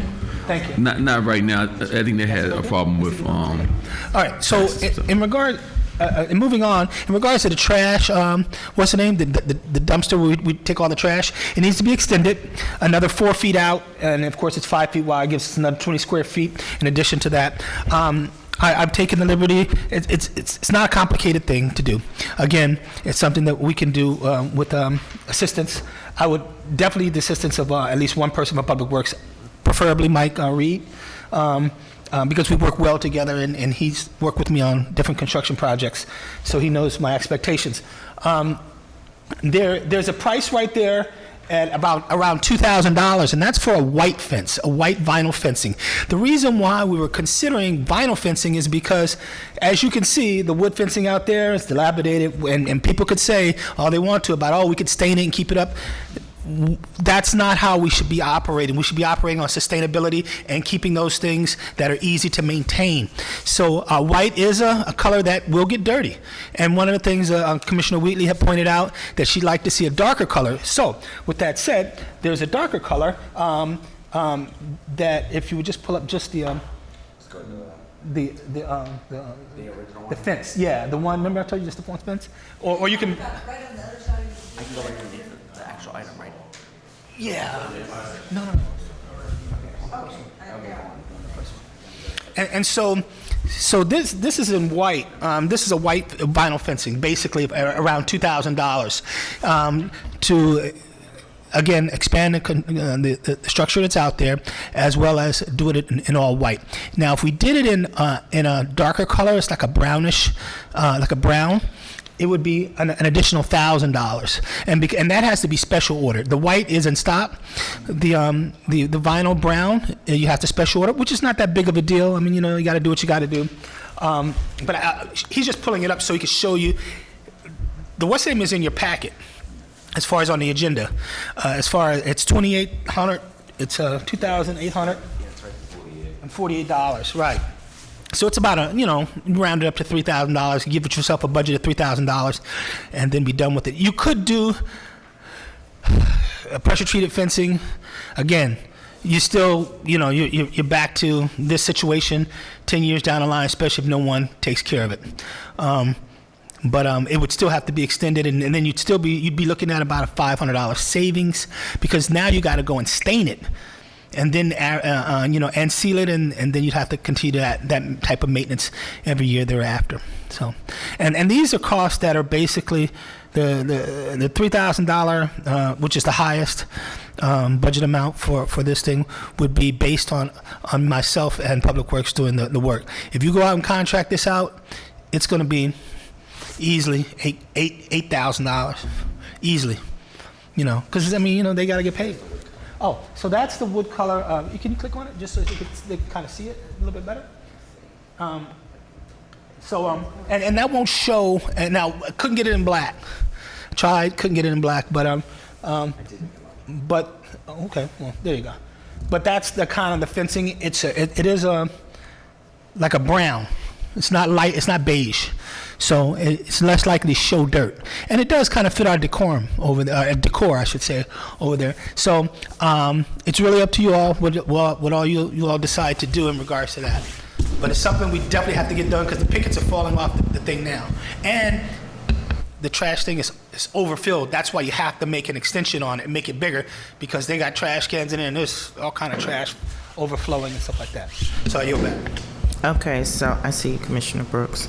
I'm looking in the packet. There is an estimate from Long Fence for, I guess, the same service, and that's $4,237. But is that for the extension? Yes, with the extension. Oh, really? What kind of fencing is that? Is that a chain link? No, it's vinyl. It's a vinyl. What color? It'll be, I'd be okay with that. it's tan PVC. Tan. Yeah. Tan PVC, full privacy fence. We 24 foot linear feet of 6 foot high. But I asked them to extend it. Remember, we talked about extending it. Yeah, but that Nice tall. Let me see. If this right here, there's the hole right here. Right now. So me personally, I'm all about saving funds. So if you're willing to do it at the $2,848.22, I'd rather for Commissioner Givens to do it versus Long Fence. We used Long Fence for the garden fence, and I know a lot of, I wish Denise was still here, they weren't happy with the work that Long Fence did. So I don't know if we want to use them again.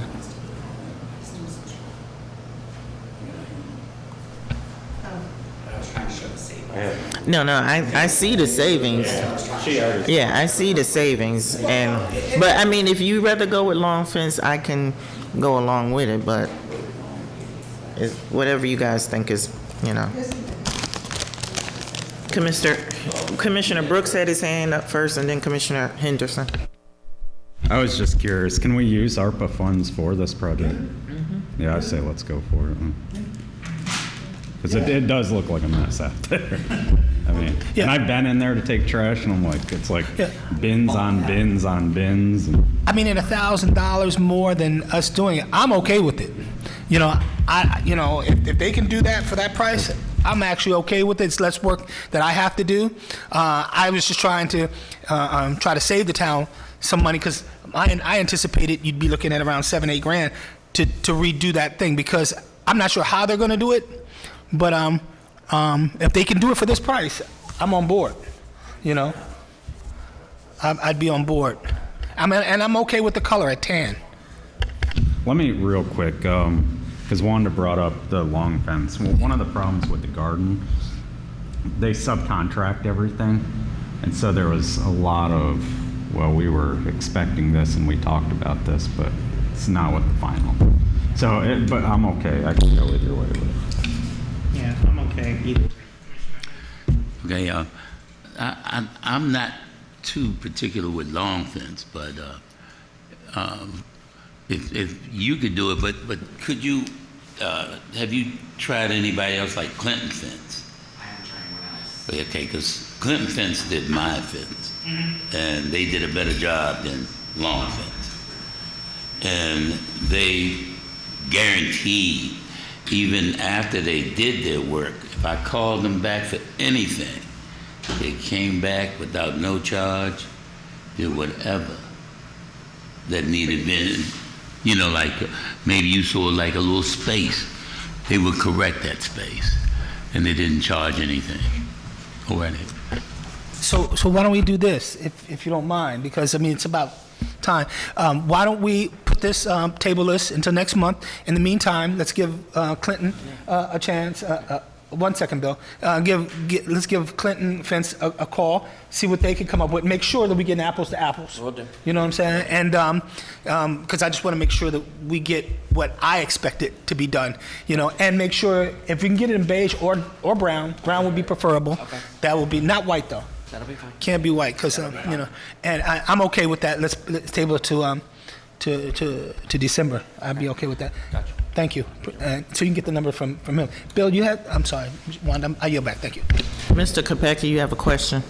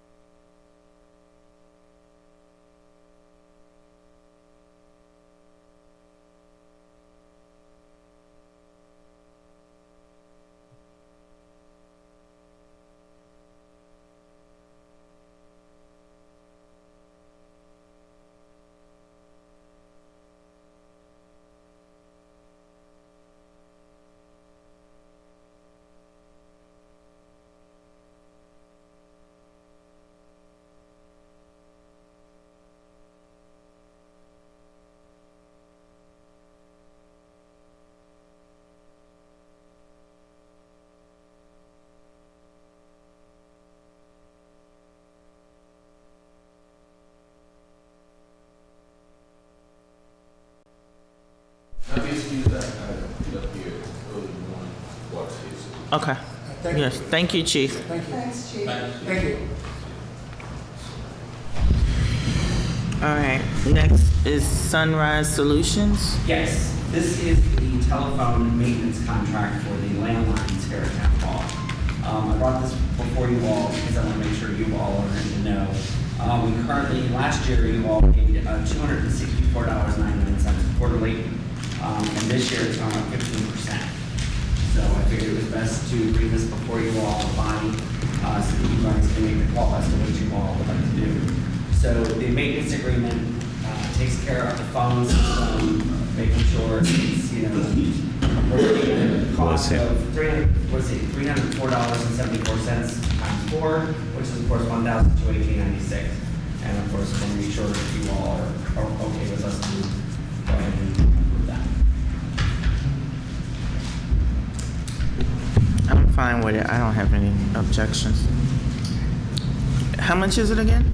It's going to be $1,218.96, and it's quarterly. We pay $304.78 on a quarterly basis to keep the maintenance contract going. Okay, so. In case something breaks in the phones or something happens with our phones, then we're covered, and we won't have to shell out a bunch of money to get it fixed. Okay, so you're bringing it to us because it's over $1,000? Okay. Okay. Just say okay. You said 1,000 and how much? $1,218.96.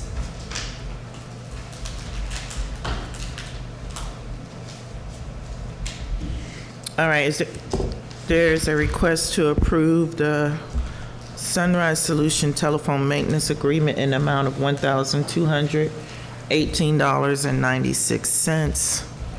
Is there a motion? So moved as read. Brooks, second.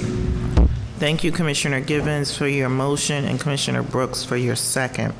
So the motion before the body is to approve the Sunrise Solution telephone maintenance agreement in the amount of $1,218.96. Call for the vote, starting with Ward 1, Commissioner Young. I vote aye. Henderson, aye. Wheatley, aye. Givens, aye. Brooks, aye. Any nays? Any abstentions? Hearing none, the motion passes. Next up will be our town manager update. I just wanted to bring up a few things that I know that has been in conversation, so I do want to address some things. There is a discussion, a lot of people have brought up some things to my attention that the newsletter printing, we are sustainable and we need to start looking and start acting like we are sustainable. So one of the things that has been asked of me is there's a way that we could just do the newsletter online versus actually having them printed. So that is a conversation I think that we need to have as a town to decide how we're going to move forward with our town newsletter going in the future. So I can leave that there. Commissioner Givens. Yeah. So I hear you. And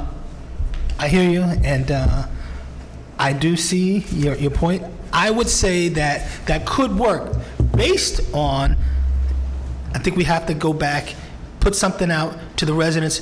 Do you want it in paper form or do you want it online? And then what we'll have to probably do is cut back how we distribute the newsletter currently. So what happens is we just drop off, we bundle, okay? So what would have to happen is, and I used to do this in my previous life, I would print out labels based on my, I would print out labels based on the residents or whatever, and then someone would have to attach those labels to the newsletters for those who want them in hard copy, and then place those in pre-printed postmaster. What's the name? Because there's a what's the name? They if you print it, you have an account associated with that printing, and it'll send you a bill. So I could be okay with that. But I think that I think that's probably where you would have to start, as opposed to just stopping everybody on the paper thing, because we take it for granted that people have technology, understand technology, or some people still like to pick up a paper and read it. You know what I'm saying? So I yield back. Thank you. Well, the good thing is, Mr. Holson, you did buy that stamp machine, so we can print our own labels with the postage already up there. So I agree that for those who want a hard copy, we get their names and addresses and we send it directly to their home. But for anyone who doesn't want the hard copy, they'll get it online. And so before we do that, Wanda, I'd like for us to put it in the newsletter. Let's not stop the newsletter going out to everybody for at least 3 to 6 months. But every month, let's have it in the newsletter where people don't miss it, because after that we don't want to hear people saying, well, I didn't get a newsletter, because we've been repeatedly, we didn't just do it 1 month and then, because that's the other thing. The gentleman, Caleb or whatever his name, I don't know where he lives, but he said that he hadn't gotten a newsletter, and that may be a post office thing, but if we could find out. And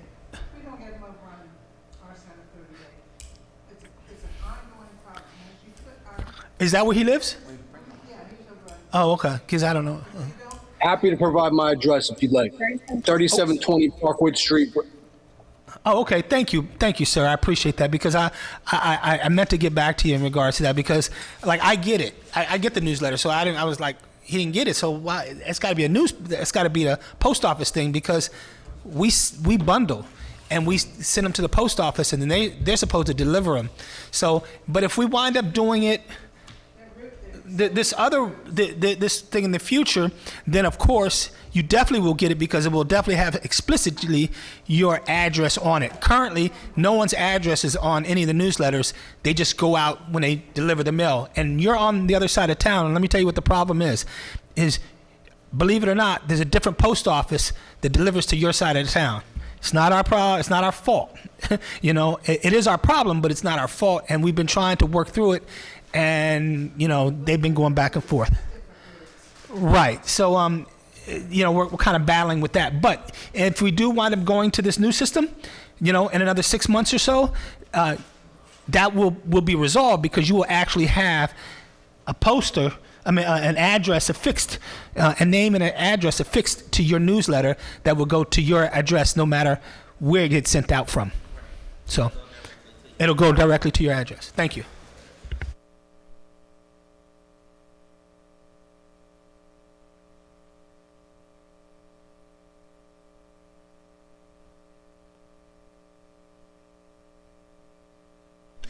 The second item I have is today we received an email from Michelle Kokalis with the Walkable Watershed Environmental Finance Center, and they would like to have a meeting with us to discuss the projects that we would like to see using the grant, the projects that we have.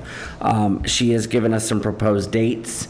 Some of them, let's see, we got 11/21 from 1:30 to 2:30, 11/22 from 9 to 10, 2 to 4, December 3rd from 2:30 to 4, December 4th, 2 to 3:30, and December 5th from 1 to 2. There's multiple projects with the Walkable Watershed. We have X amount of dollars that we have to figure out, what we're going to do, because the town has to match some of those funds. The rain barrels, I think, were part of it. So we want to make sure, that's okay, we want to make sure that we meet with them to figure out what we're going to do going forward. Okay, so I think it was about a couple of weeks ago, we met with Michelle and her team over at the Bladensburg Library. That's right. Commissioner Young and Mr. Kopecki, you also attended that. That's right. Meeting. That was the final meeting with them, by the way. So I guess they're trying to wrap it all up as far as this grant is concerned. So I can tell you right now, December 4th is a no for me. That's my birthday. I'm not doing anything on my birthday. Thank you. But any other day I probably can work it out. I guess depends.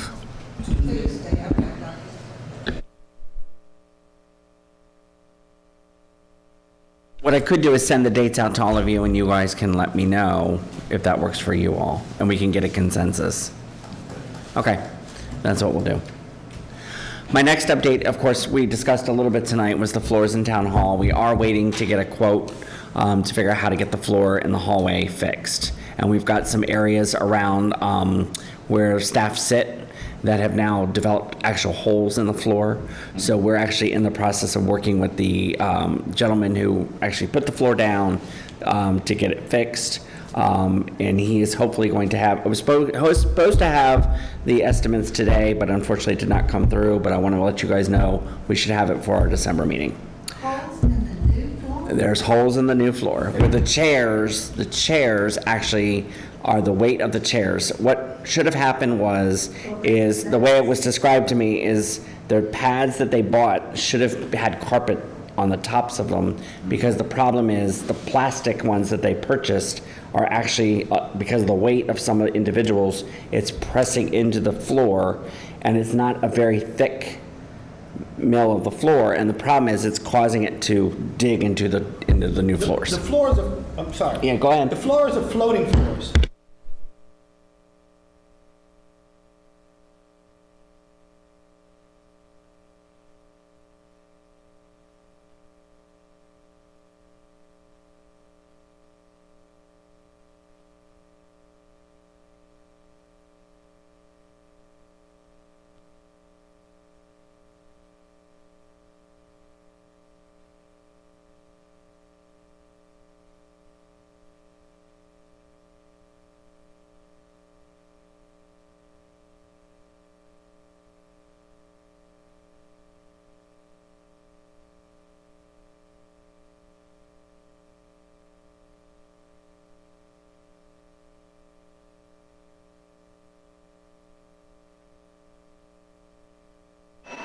Mike, please. Most offices that have floors in them, they usually have some type of pad at the bottom. You've seen them, they probably have plastic padding or something like that. And all of that is to protect the flooring beneath it, because understanding that this floor, a floating floor, that floor is not attached to the ground, so it's moving up and down. So as it's moving up and down with your weight, and you don't have any protection on top of that, it starts to, those wheels start to grind into the what's name, and and that's how you're creating damage to the flooring. Your staff didn't do it. Your town manager or whatever you want to call it didn't buy any, and I've even seen them. Somebody's got a pad under the thing, and they still, the chair still ain't even under the pad. So we have a responsibility to make sure we do what we're supposed to do as well. You know what I'm saying? As far as the hallway, no, we bought the floors. A different person installed them. Right. Well, no, you have different degrees. You have flooring that goes from, you can go in a store and buy flooring at 79 cents a square foot. You know what I'm saying? It's all relative depending on the price and the quality of the product. So you figure at $250, you'd be getting a mid-grade. You know what I'm saying? Well, based on the wear and tear and the traffic, we probably should have gotten, in hindsight, a more expensive floor, with the approval of the commission. Probably wouldn't have approved it, probably would not have approved it. But nevertheless, like I said, at this point, John has stipulated that he's going to go out, and this is a glue down floor. That's why you don't have the damn, they're not rolling over it daily, Mm-hmm. And then this floor is, so it's not going to move, because it's actually physically glued down to the structure. So, yeah. Mm-hmm.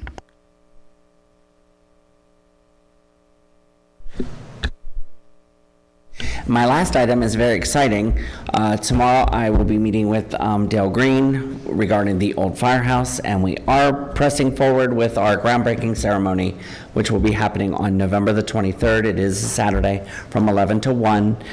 It's exciting to actually see some movement up at the old firehouse. So of course we want everyone to be there that day to celebrate, and we're at the next meeting, you guys should be seeing the draft of the RFP to get the building actually constructed. So we're excited. Before you go, Commissioner Young, I know you had asked about this earlier, but did you answer the question in regards to when? Yes, let me read you. Is it DNF? Yes, so I did receive an email just before this meeting, so hold on one second, I'm gonna read you. Because I know CBDG wants that money spent before December 30th, right? Yes, so we have to get it done. So, let's see, hold on one second, let me get the newest email from him, because I did get an update. So they are requesting, DNF Construction is going to have a meeting, hopefully 11:18 from 3 PM or later on Wednesday, 11:20 from 2:30 to 3 or later. At the meeting, we will need to have a discussion on the activities and dates occurring within the next few weeks involving the construction as well as the holidays. So that is what they've said, from CPJ to DNF Construction. So hopefully, next week I should have an update to all of you as to where we're at with the construction phase. But didn't they have a change to the materials or They something? did. They've already got everything they need. The submittals have all been finished and Okay. finalized. Everything's signed off on, everything's done. The only thing I'm gonna, and I actually would press CPJ all day today because I wanted an update tonight for all of you. So my plan tomorrow is to get on the phone. I will call DNF Construction tomorrow morning, now knowing I've got this email, and I will figure out what's going on with that, because I need to know now, moving forward, what's going on. Yeah, because we got to meet this deadline. Yeah, I know, and that's been a pressing thing for me. I know that. Okay. We got it covered. Commissioner Young? Have we decided what we're going to do about and I don't know whether it's necessary to meet our deadline, but whether we're going to have them build that road and parking lot back there, or cut back on the size of the building, the rebuilding of tearing down the house. I had suggested that the problem with having the road go back around the Public Works building to the parking lot that they wanted to build for the old firehouse is that it's barely enough room for just one lane. And then, turning around, and I don't know how many parking places you'd even have if we do it that way. And so I had suggested that we might want to reconsider that and make the building that we build in place of the house here, right behind the town hall, and use part of that space to enlarge the parking lot so people could park there and then go over to the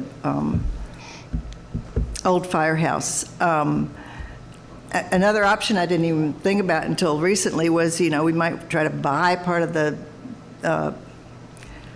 backyard of whatever house it is or houses there are over there. But it seems like, I don't know how important that is in terms of deciding which way we want to go in terms of the money and construction and so forth, but it seems like it's something that we should address. And maybe they'd be open to having that left open, but the construction of the driveway and the parking lot would cost a fair amount of money. So it just seemed to me to make sense to have the parking lot take up the backyard of that house, or whatever we build in place of that house, because it's going to be difficult getting around the Public Works building. I mean, we're not in a position, we're not in a position to discuss that here because we're not engineers and we don't have them here. So why don't we have that discussion? And get Mike, please. Well, I've raised it before, and the reason I'm raising it now is because he said it was a deadline. So, I mean, you can answer. I don't think There's no deadline on the firehouse. I thought you just... That was for the alleyway. That's for the alleyway in the park on Parkwood Street and 37th alleyway and Bunker Hill and Parkwood Court. Those projects have a deadline. Oh, I thought you were Not the talking firehouse. about the... No, the firehouse doesn't have a deadline. Okay. Sorry. Yeah, I hope we do start our alley over there because people need to plan. All righty. We are at the end of our agenda, so are there any public comments at this time? Mr. Kopecki, can you check the chat, please?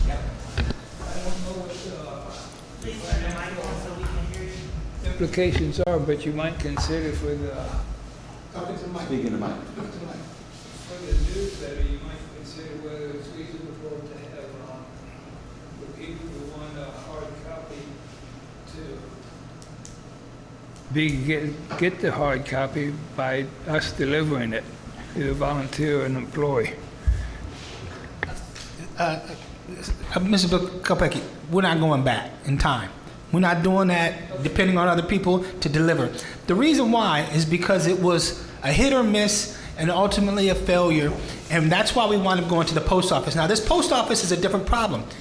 That problem will be resolved if we actually label the newsletters. You won't have that problem. No one will have that problem because right now, on the newsletter, there's no address on it. We just drop them off, a bunch of them, at the post office, and we depend on them to deliver them out to the residents. In fact, in actuality, we don't actually know if they actually get out to all of the residents or not because they're coming from 2 different post offices. You see what I'm saying? So, and we don't have the staff. And so when you say volunteers, it sounds great. In theory, it's not practical. We can't depend on our staff to do it, and because we have enough exigent circumstances where we have to lay back on them for that. So I think I'm concerned about making sure that we do it right, though, and that's why I said give us at least a 3 to 6 month period in which we educate people with a campaign in regards to how do you want your newsletter. Sign up for Constant Contact. We encourage people to sign up for Constant Contact. We can deliver your newsletter to that venue, or if you would still like to have your hard copy, just like the Washington Post or whatever, let us know and make a request. Call it into the town hall or email the town hall, and we'll put you on a list and we'll make sure that those get out to you. And anybody in the future, and periodically, anybody in the future that would like a hard copy, they could always, we put that information where they can reach out to us and get put on the list as well. I yield back. Thanks.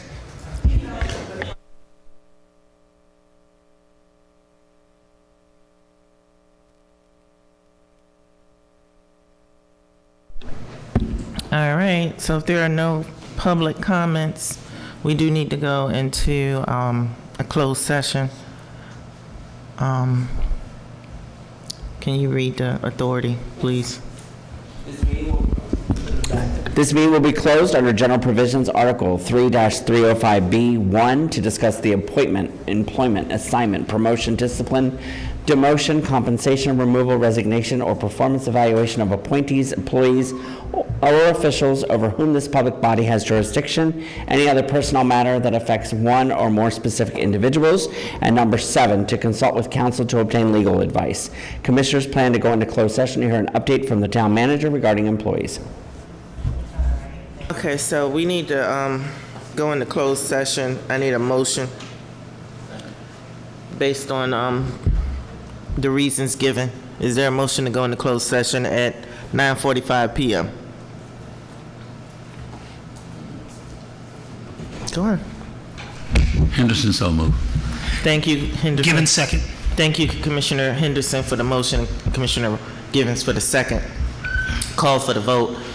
Those in favor to go in closed session, please say aye. Young, aye.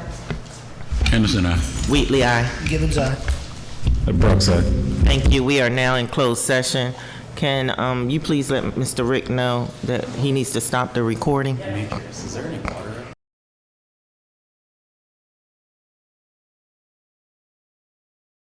Henderson, aye. Wheatley, aye. Givens, aye. Brooks, aye. Are there any nays or abstentions? Hearing none, motion passes. We're back in open session. Those in attendance were the 5 commissioners and the town attorney and town manager. We did discuss personnel issues in regards to certain employees. The commission did come to a consensus in regards to a few of the employees. We have given our town manager the authority to proceed with his recommendations. Have I said enough, Mr. Best, or do I need to say a little bit more? I'm not. So I think I've said enough. So now, is there a motion to adjourn at 11:03? So moved as read, Commissioner Givens. Second? Henderson, second. Call for the vote. Young, aye. Henderson, aye. Wheatley, aye. Givens, aye. Brooks, aye. We are adjourned, everyone. Thank you and have a good night.